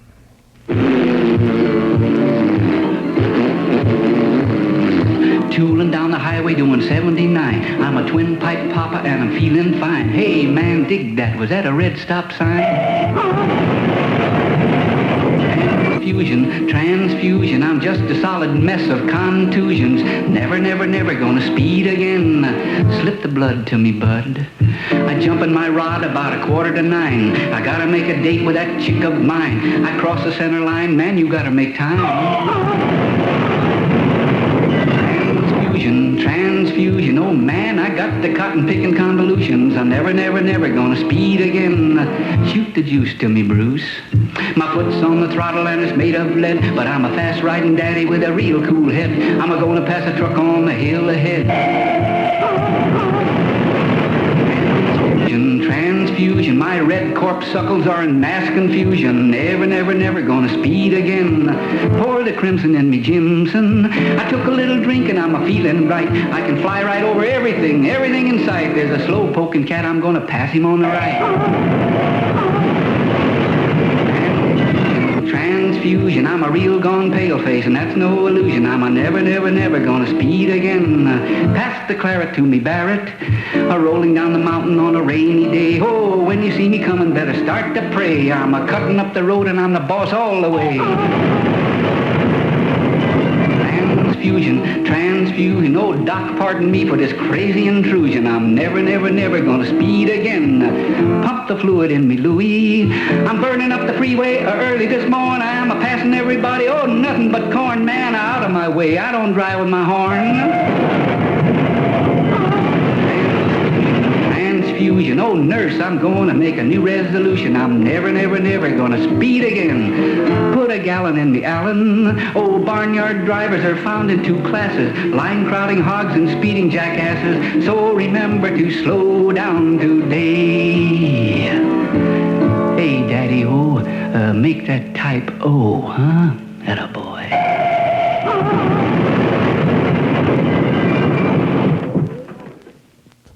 Remember that speed kills. That's real American folk music, ladies and gentlemen. They don't hardly make that kind no more. Ruth Atkins has been a part of San Francisco for years. But Ruth Atkins had become known as kind of square, and it bugged them. Ruth Atkins doesn't want to be left out of the new clothing scene that's evolving, so Ruth Atkins introduces Hanger. Hanger clothes for men. Hanger is more than just clothes, it's an idea about dressing. It's leather and bells and fringe and country and afro and all the things that make up the new clothing scene. Check out Hanger clothes at your local Ruth Atkins in every department. If Ruth Atkins isn't doing it right, they want you to tell them, because Ruth Atkins isn't going to be so square anymore. Hanger is going to make it like you like it. Nervous Norvis brought it all back home, but it didn't really stick. Columbia co-opted a couple of other people from San Francisco at that point, even though Jimmy Drake and his tape recorder in the Oakland bathroom made a couple of hits. Ape Call was another one, and then he did some other records. Every once in a while he puts out one now, but he hasn't had a hit in a long, long time. But what Columbia did was to pick up a singer in San Francisco named Johnny Mathis, who had sung at the Black Hawk on Sunday afternoons and had been to San Francisco State College. And while he was singing at the Black Hawk, Helen Noga, who was the head waitress there and the wife of the manager, Helen Noga signed him up. And she coerced Columbia Records and is sending out a man to audition Johnny Mathis. But she didn't really want to audition him in the Black Hawk.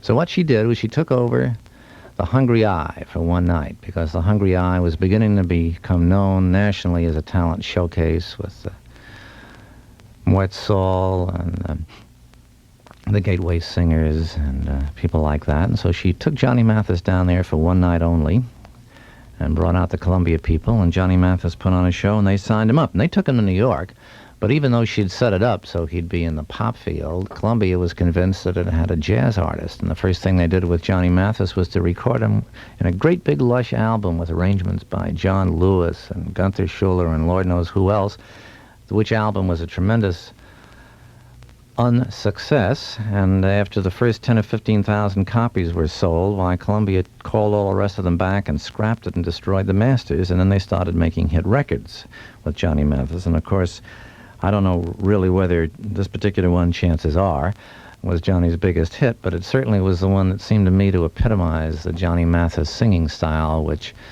Max Weiss of the Black Hawk once described as being like a nanny goat. Johnny Mathis singing Chances Are.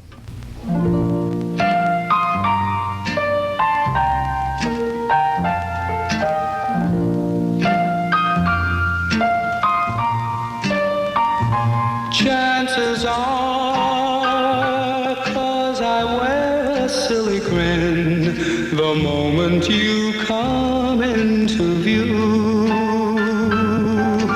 Chances are you think that I'm in love with you.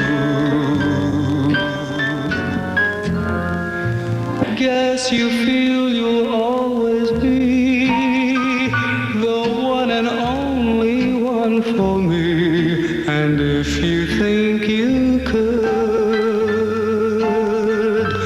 well, chances are your chances are awfully good.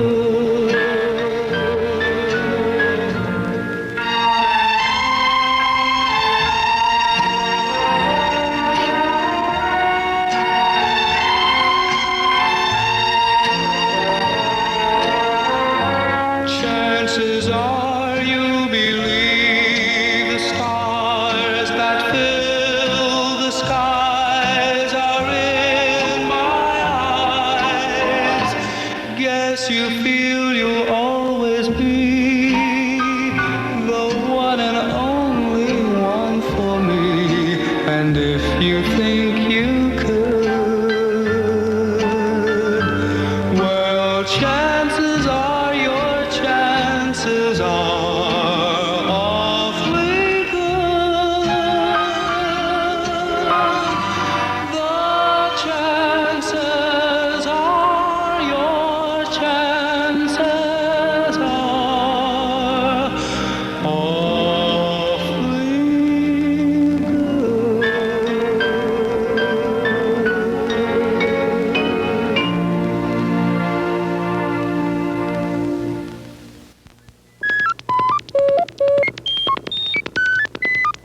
You are listening to Ralph Gleason's Anthology of San Francisco Rock, presented by Roos Atkins to introduce its new hanger clothes for men.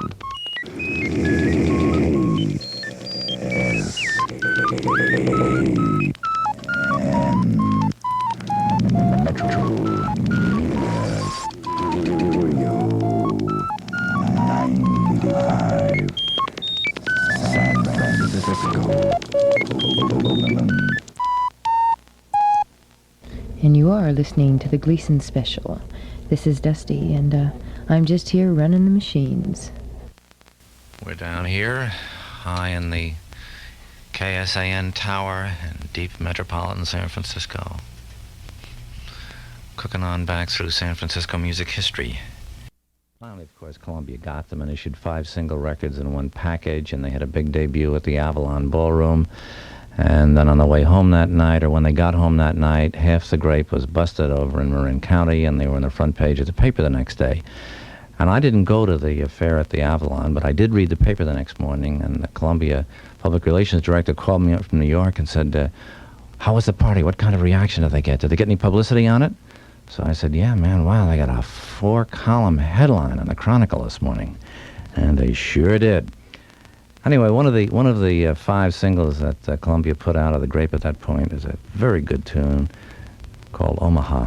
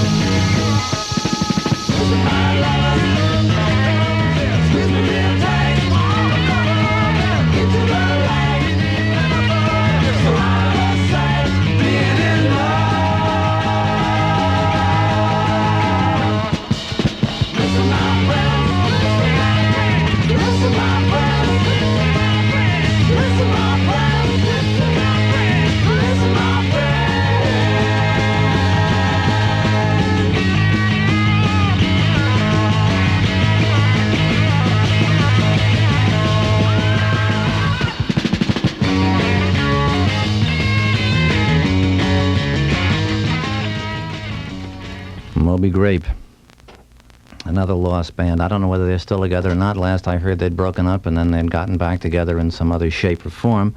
I hope they're still together. They had a lot of talent. They wrote very good songs, and when that band was right, they were a gas to watch and to listen to. Do you remember the Instant Action Jug Band? The Instant Action Jug Band accompanied the march to the Oakland Army Base from Berkeley in the fall of 1965. It was the same weekend as the first dance in the Longshore Ballroom with the Airplane and the Charlatans and the Marbles I guess it was. And the Instant Action Jug Band played on a truck, and then they went to work in the Jabberwock in Berkeley and became Country Joe and the Fish. And they recorded for Vanguard, which was a natural thing for a kind of a folk music-oriented or derivative group to end up with Vanguard. And all over the country, people began to think of something known as acid rock from San Francisco, which meant either the Grateful Dead, which always puzzled me because there was Pigpen slogging down those jugs of beer, and or the Country Joe and the Fish. And I always figured that what they thought signified acid rock with Country Joe and the Fish was the sort of strange slurpy sounds that the fish strings made. And the pictures of Joe McDonald wearing his magnificent Indian war paint. His first song that on the first album that got any attention at all was a thing called Absolutely Not So Sweet, Martha Lorraine. And the reason that it ended up Martha Lorraine was that somebody in the timorous executive echelons of Vanguard Records was afraid to have it released as Absolutely Not So Sweet Lorraine because there's a 30-year-old song called Sweet Lorraine. And they got very worried about that, despite the fact that you can't copyright a title, only a composition. However, here we are with absolutely guaranteed to be not quite as sweet as it might have been Martha, Lorraine, Janice, Grace, Charlie, Walt, Pete, and all the others.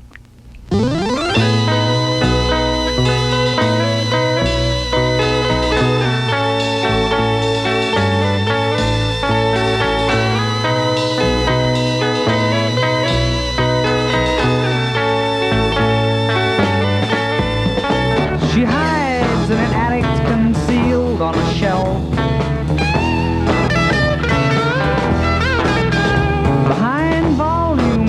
literature based on herself.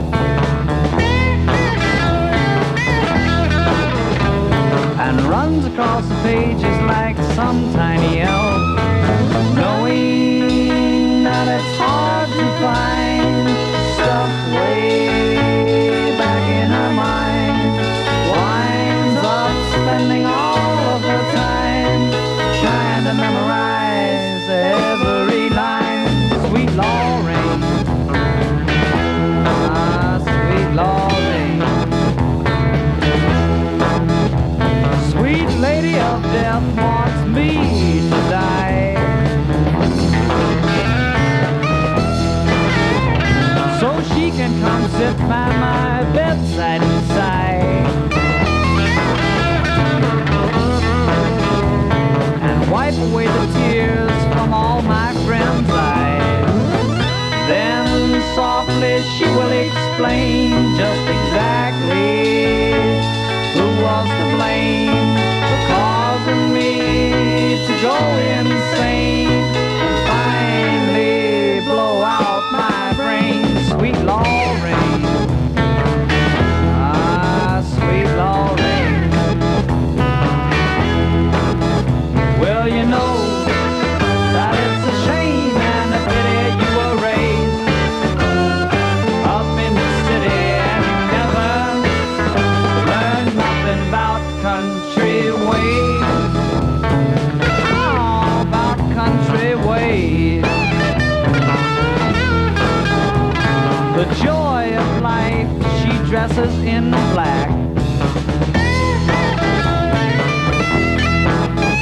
with celestial secrets engraved in her back. And her face keeps flashing that she's got the knack. But you know, when you look into her eyes, all she's learned, she's had to memorize. And the only way you'll ever get her high is to let her do her thing and then watch you die. Sweet Lorraine, ah, sweet Lorraine. Now she's the one who gives us all those magical things,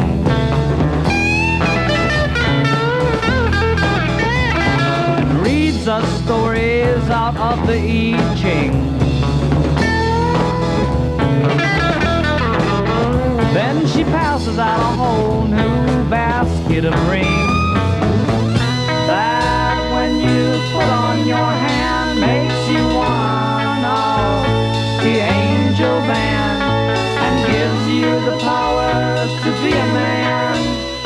But what it does for her you never quite understand. Sweet Lorraine,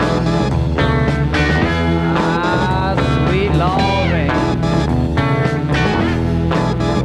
Well, you know that it's a shame and a pity you were raised up in the city and you never learned nothing about country ways.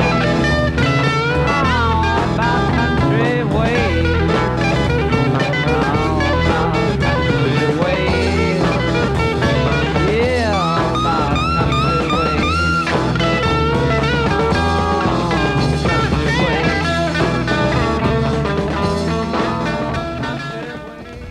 Country Joe and the Fish. You know, when they played at the Jabberwock in Berkeley, it was really a wonderful experience because the Jabberwock was about the size of your living room.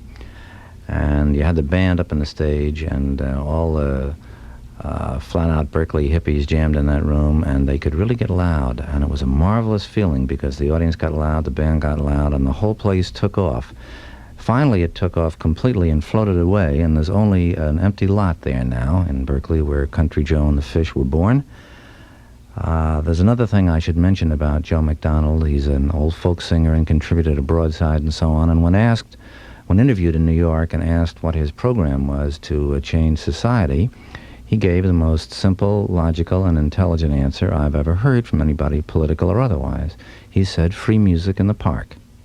And then when I asked him what his program for social justice was, he said something which I simply can't say over family radio, even on the underground stations. Unless, of course, I was to play you the verboten record of Father Bruce by Grace Slick and the Great Society. However, that was Country Joe and the Fish. And now I'm going to ad-lib a commercial, as I keep saying, which means I'm going to read one of these astounding sheets that has been prepared by the gigantic research department of Ruth Atkins for this show. And among the incredible things that they've divulged to me in the process of doing this program is that Ruth Atkins is bringing us this program, you and me both, baby, the history of San Francisco sound, because it, Ruth Atkins, has had a pretty interesting San Francisco history itself. For instance, in 1860, the clipper ship David Crockett sailed into San Francisco Bay, bringing the first shipload of clothes to a men's clothing store called Orr & Atkins. That was actually the origin of the Davy Crockett hat, which you all remember back in your days of first watching television. It was also the origin of the word platter. This was applied to the records that were on that ship. They were old-fashioned 78s, and they were made by the Platter Indians. And the song, which was a hit at the time, was called the Yukon Gold Rush Special. In 1865, two French brothers named Roos opened a men's clothing store on Leidesdorff Street in San Francisco, which is an alley down in the financial district now. It was the first head shop, and they made an early version of the Roach Clip in there, which the Roos brothers demonstrated to the customers as they sang old folk songs. Both of these stores, naturally enough, grew up and became landmarks.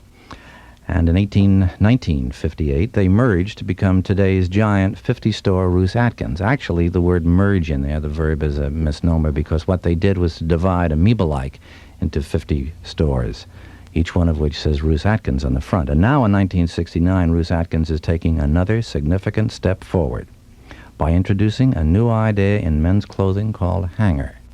This is not the myth of Sisyphus. This is a straight-ahead climb upward on the hill of progress. Hanger clothes for men are not what you'd expect from a store that's 109 years old. They're colorful and wild and new, and they make you feel good. Actually, most of the clothes themselves go right back in style and feeling to that beautiful period 109 years ago when the first Davy Crockett hats sailed through the Golden Gate to be dispersed from the original store.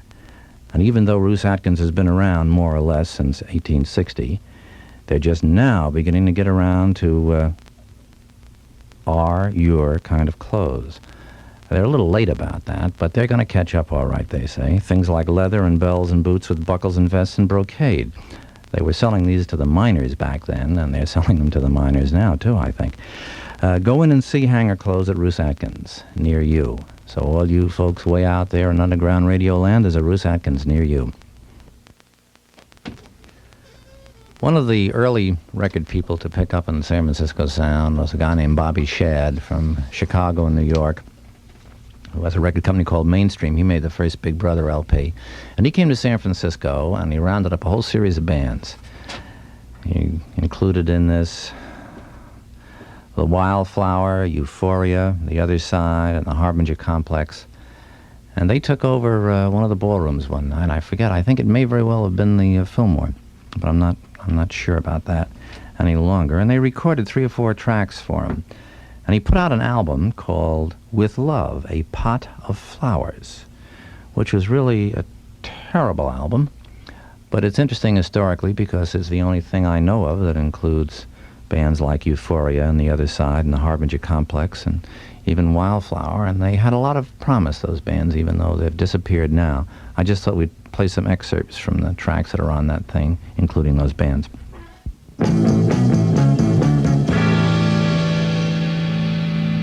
Rain on.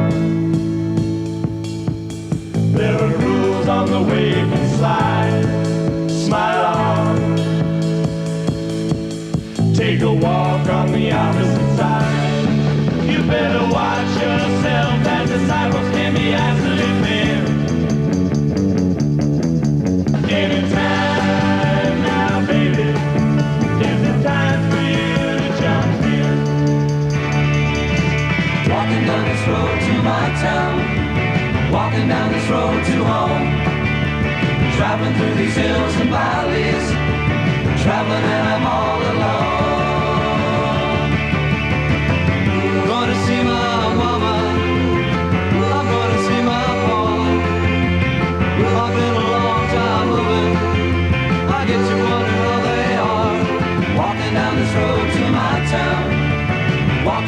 this road to home. Traveling through these hills and valleys, traveling and I'm all alone.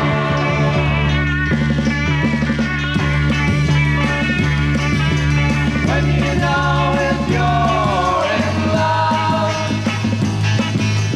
when you know if you're in love, she'll cry, you'll die, tell a lie and wonder why.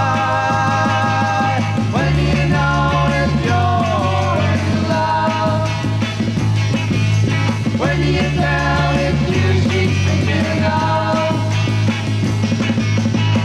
she'll give, then take, stay around till hearts break.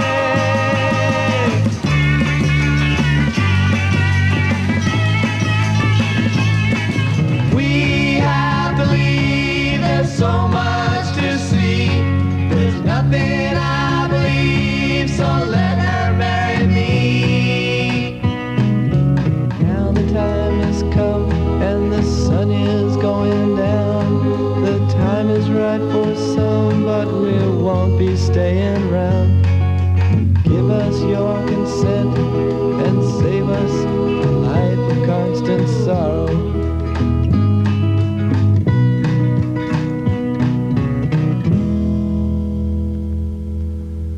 Well, that was Wildflower, Euphoria, The Other Side, and the Harbinger Complex. The Harbinger Complex really almost got there, and so did Wildflower.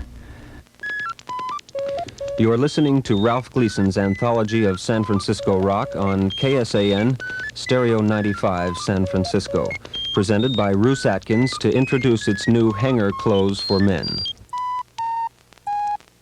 We talked about jazz earlier in the show tonight, and Cal Jader, who started out here with the Dave Brubeck group and then formed his own, and has become very well known now as sort of a Latin jazz group, had a real solid hit right in the middle of all this, which was a remake of a tune that Cal had done a number of years ago for Fantasy. This time it was done on Verve, and he'd sort of brightened it up a little bit. It was an old Latin number that Dizzy Gillespie recorded in the early 50s or late 40s, which was written by Chano Poza, the great conga drum player, and by Dizzy and by Gerald Wilson, who at the time was an arranger and now is a band leader on his own.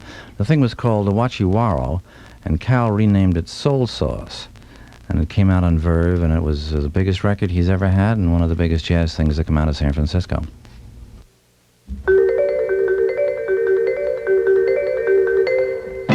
Wachiwara.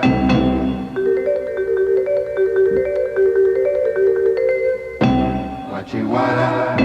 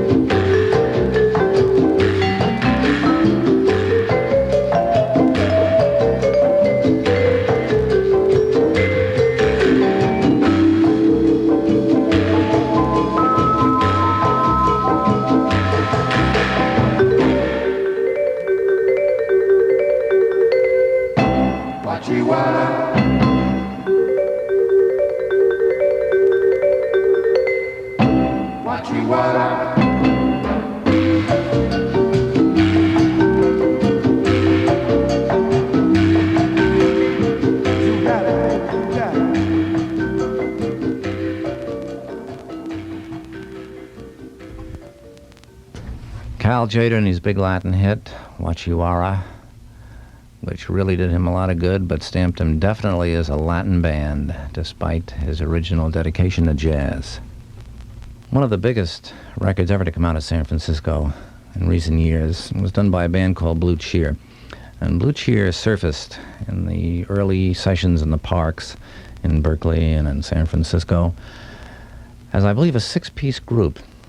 And then they fragmented, and there were two Blue Cheers for a while. And the Blue Cheer that had the wild, hysterical, speeded-up sound was the Blue Cheer that made the hit record. And they signed with Mercury Phillips, and they had a smash, smash, smash record, which brought even more record company scouts and record company vice presidents to stroll the streets of San Francisco. This was Blue Cheer's reprise of an old, famous rock and roll song, Summertime Blues.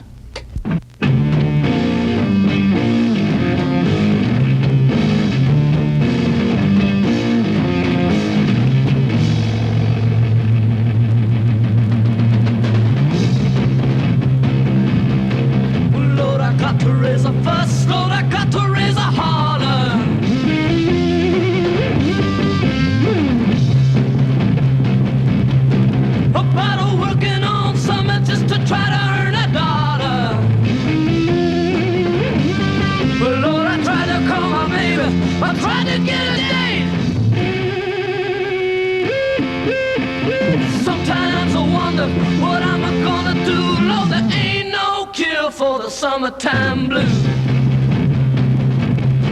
Well, my mama, papa told me, son, you got to make some money.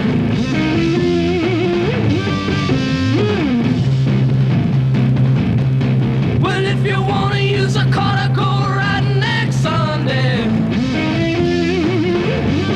Well, Lord, I didn't go to work. I told the boss I was sick. He said, sometimes I wonder what I'm gonna do. Lord, there ain't no cure for the summertime blues. I've got to take the weeks, I got to have a fine vacation.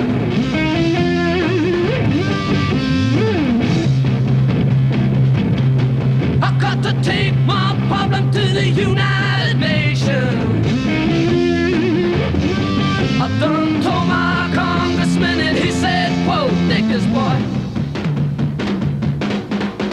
Sometimes I wonder what I'm gonna do. Lord, there ain't no cure for the summertime blues. Oh, the Blue Cheer and Summertime Blues, and I often wonder if Cochran ever heard it.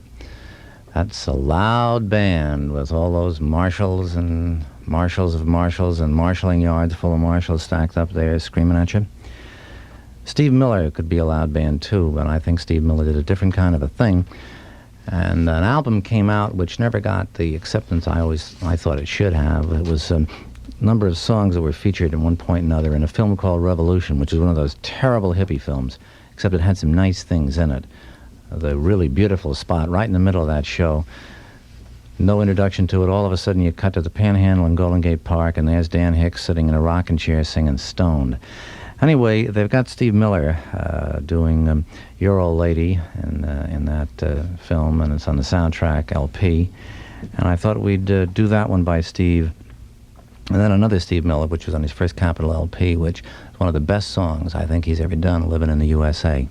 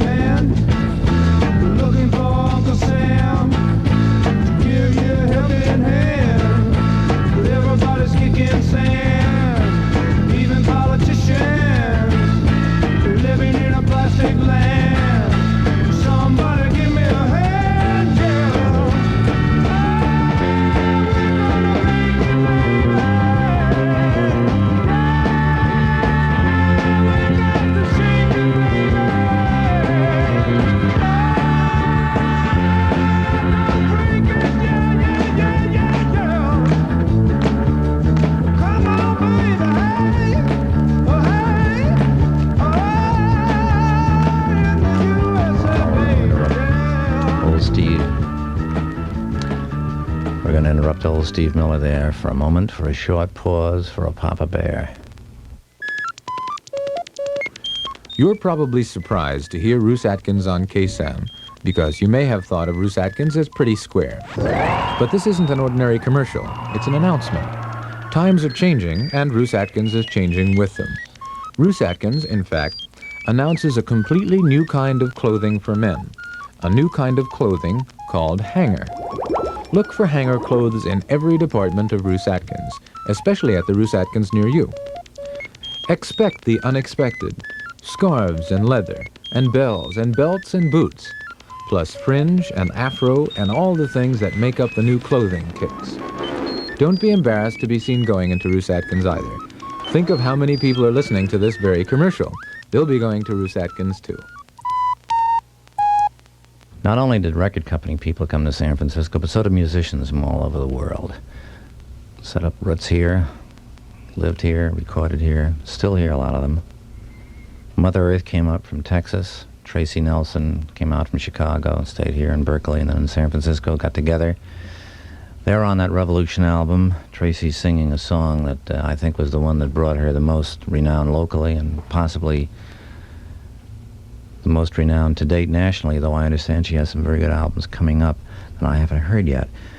This is a song with a spiritual feel to it, gospel feel to it, called Without Love, and it's an amazing thing that such a small girl can get such a big, fat sound.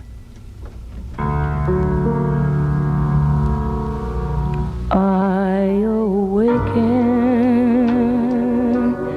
this morning, I was filled with despair. All my dreams turned to ashes and gone.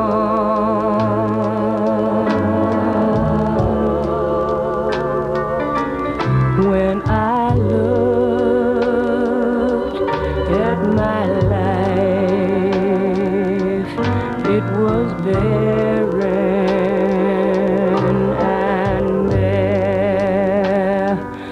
Without love, I had nothing at all.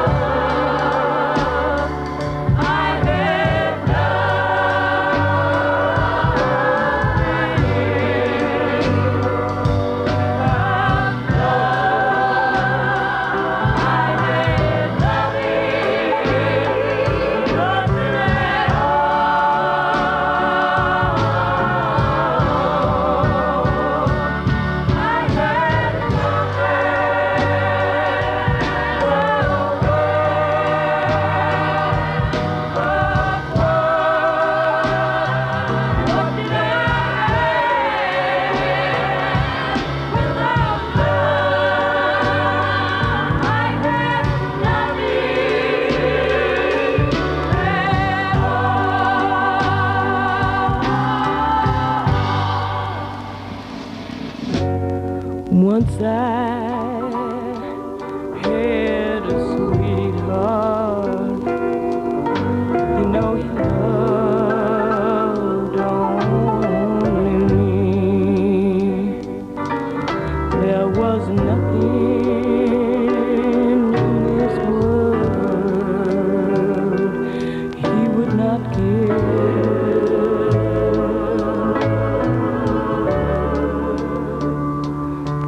But I was blind to his goodness, and I could not see that a heart without love cannot live.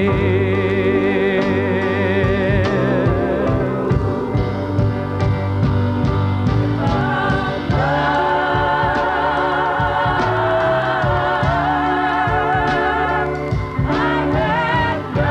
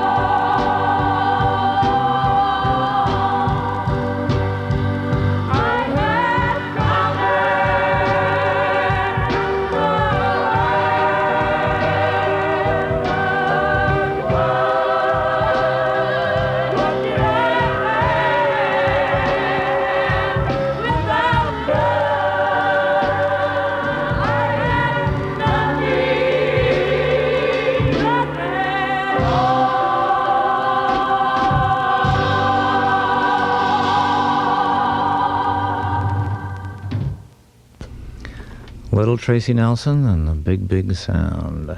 Tracy Nelson and Mother Earth, Without Love. Another element in San Francisco history, musical history, literary history, artistic history, is the jazz and poetry thing. Kenneth Rexroth and Lawrence Ferlinghetti read jazz, read poetry to jazz in San Francisco, recorded it for Fantasy Records. Jack Kerouac did it. It had a tremendous impact in a quiet sort of a way and spread out all over. We've got a record of Rexroth's, which he recites with Brumore and Dickie Mills accompanying him. And then Michael McClure, who wrote the lyrics to a Wildflower single called Baby Dear. And just recently, Richard Browdigan, who was included on a Mad River album, doing one of his songs. And of course, actually this all led to people like Paul Kantner and Marty Ballin applying poetry to rock music, and Country Joe and Barry Melton doing the same thing with their group. Kenneth Rexroth, then the lyric of Michael McClure, and then Richard Browdigan.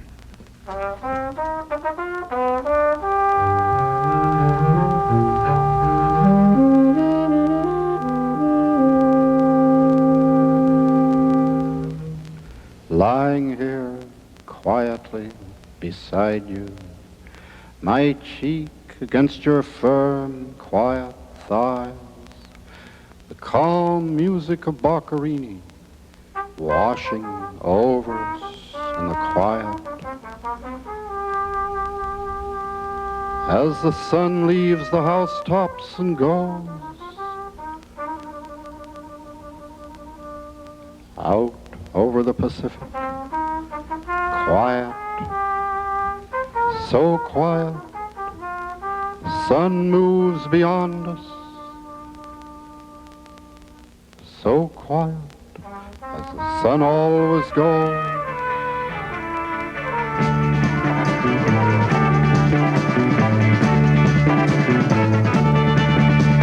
Vision blouse branch, honey lip, down inside that glowing slip.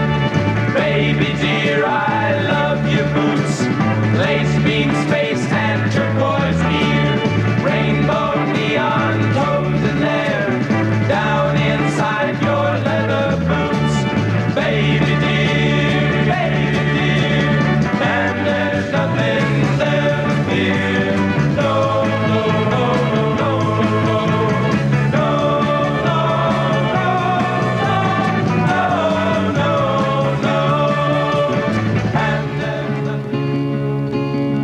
Love's not the way to treat a friend. I wouldn't wish that on you.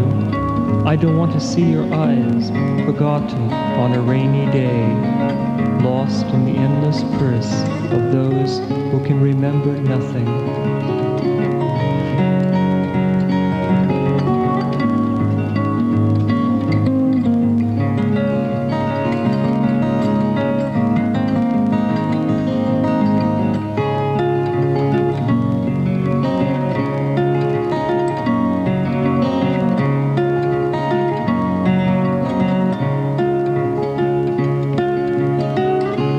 Love's not the way to treat a friend.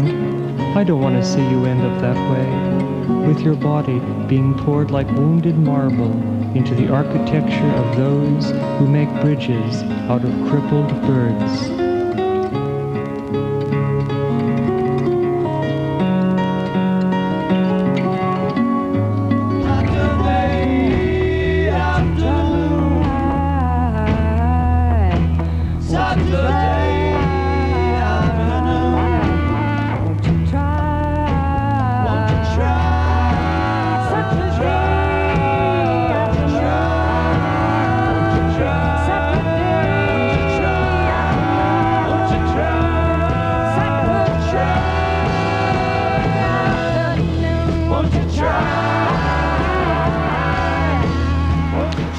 So it was jazz and poetry and rock and poetry, and on to the whole idea of combining as much creativity as possible in music and in lyrics, which is sort of a San Francisco trademark, it seems to me.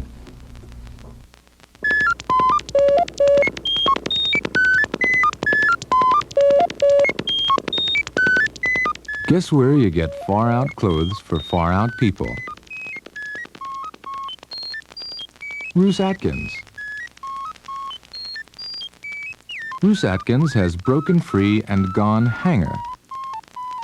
The hanger scene is the new clothes scene. Flares and stripes, leather and crepe, country boots and bells. It's called hanger at Bruce Atkins. Are we jiving you? Drop by and find out. Unless you don't dig changes, that is. Quicksilver Messenger Service, which was one of the early bands, got itself together first in San Francisco and then over on the other side of the bay on a houseboat, and out in Marin County, and played night after night at benefits and at the ballrooms. It was one of the last of the bands to record from the first generation San Francisco bands, that is. When they recorded for Capitol, they came very, very close to having a hit out of its song that Hamilton Camp, who used to be in the old committee in San Francisco, did. A thing called Pride of Man, which the Quicksilver worked over in a most remarkable and moving fashion.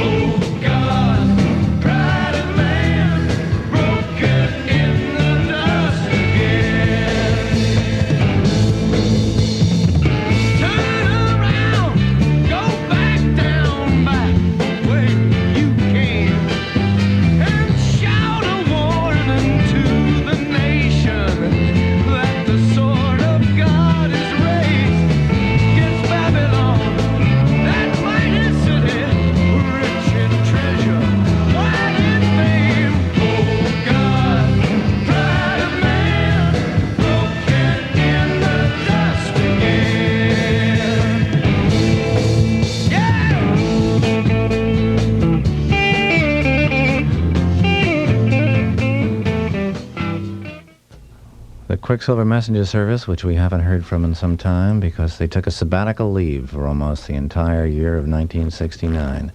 Though I understand they're working on a new album, and it'll be out this fall, and they may even get together and play right out front for the public. Of course, another song that is intimately associated with San Francisco, and which a lot of people who are on a deep spiritual trip think of as the, it's sort of the theme of the whole San Francisco movement, is Dino Valenti's great ballad, Let's Get Together. The whole problem with it being that you can't get it by Dino on record, but you do get it in a beautiful version by the Youngbloods, which has just been reissued again in an RCA Victor single, even if Victor hasn't yet discovered who really wrote the song. Dino Valenti's Get Together, the Youngbloods.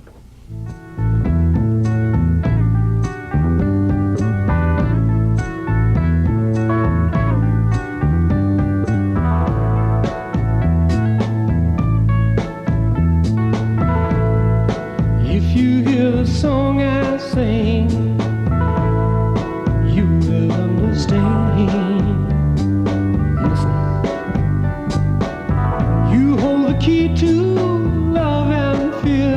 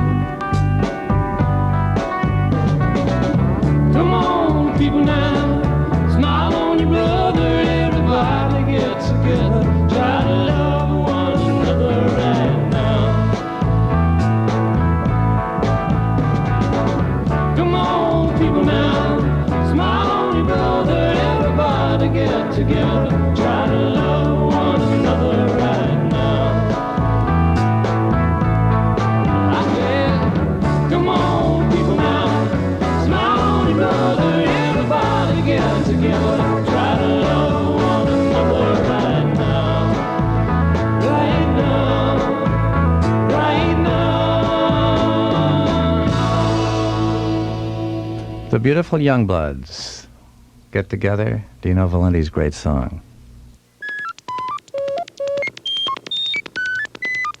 You are listening to Ralph Gleason's Anthology of San Francisco Rock, presented by Roos Atkins to introduce its new hanger clothes for men.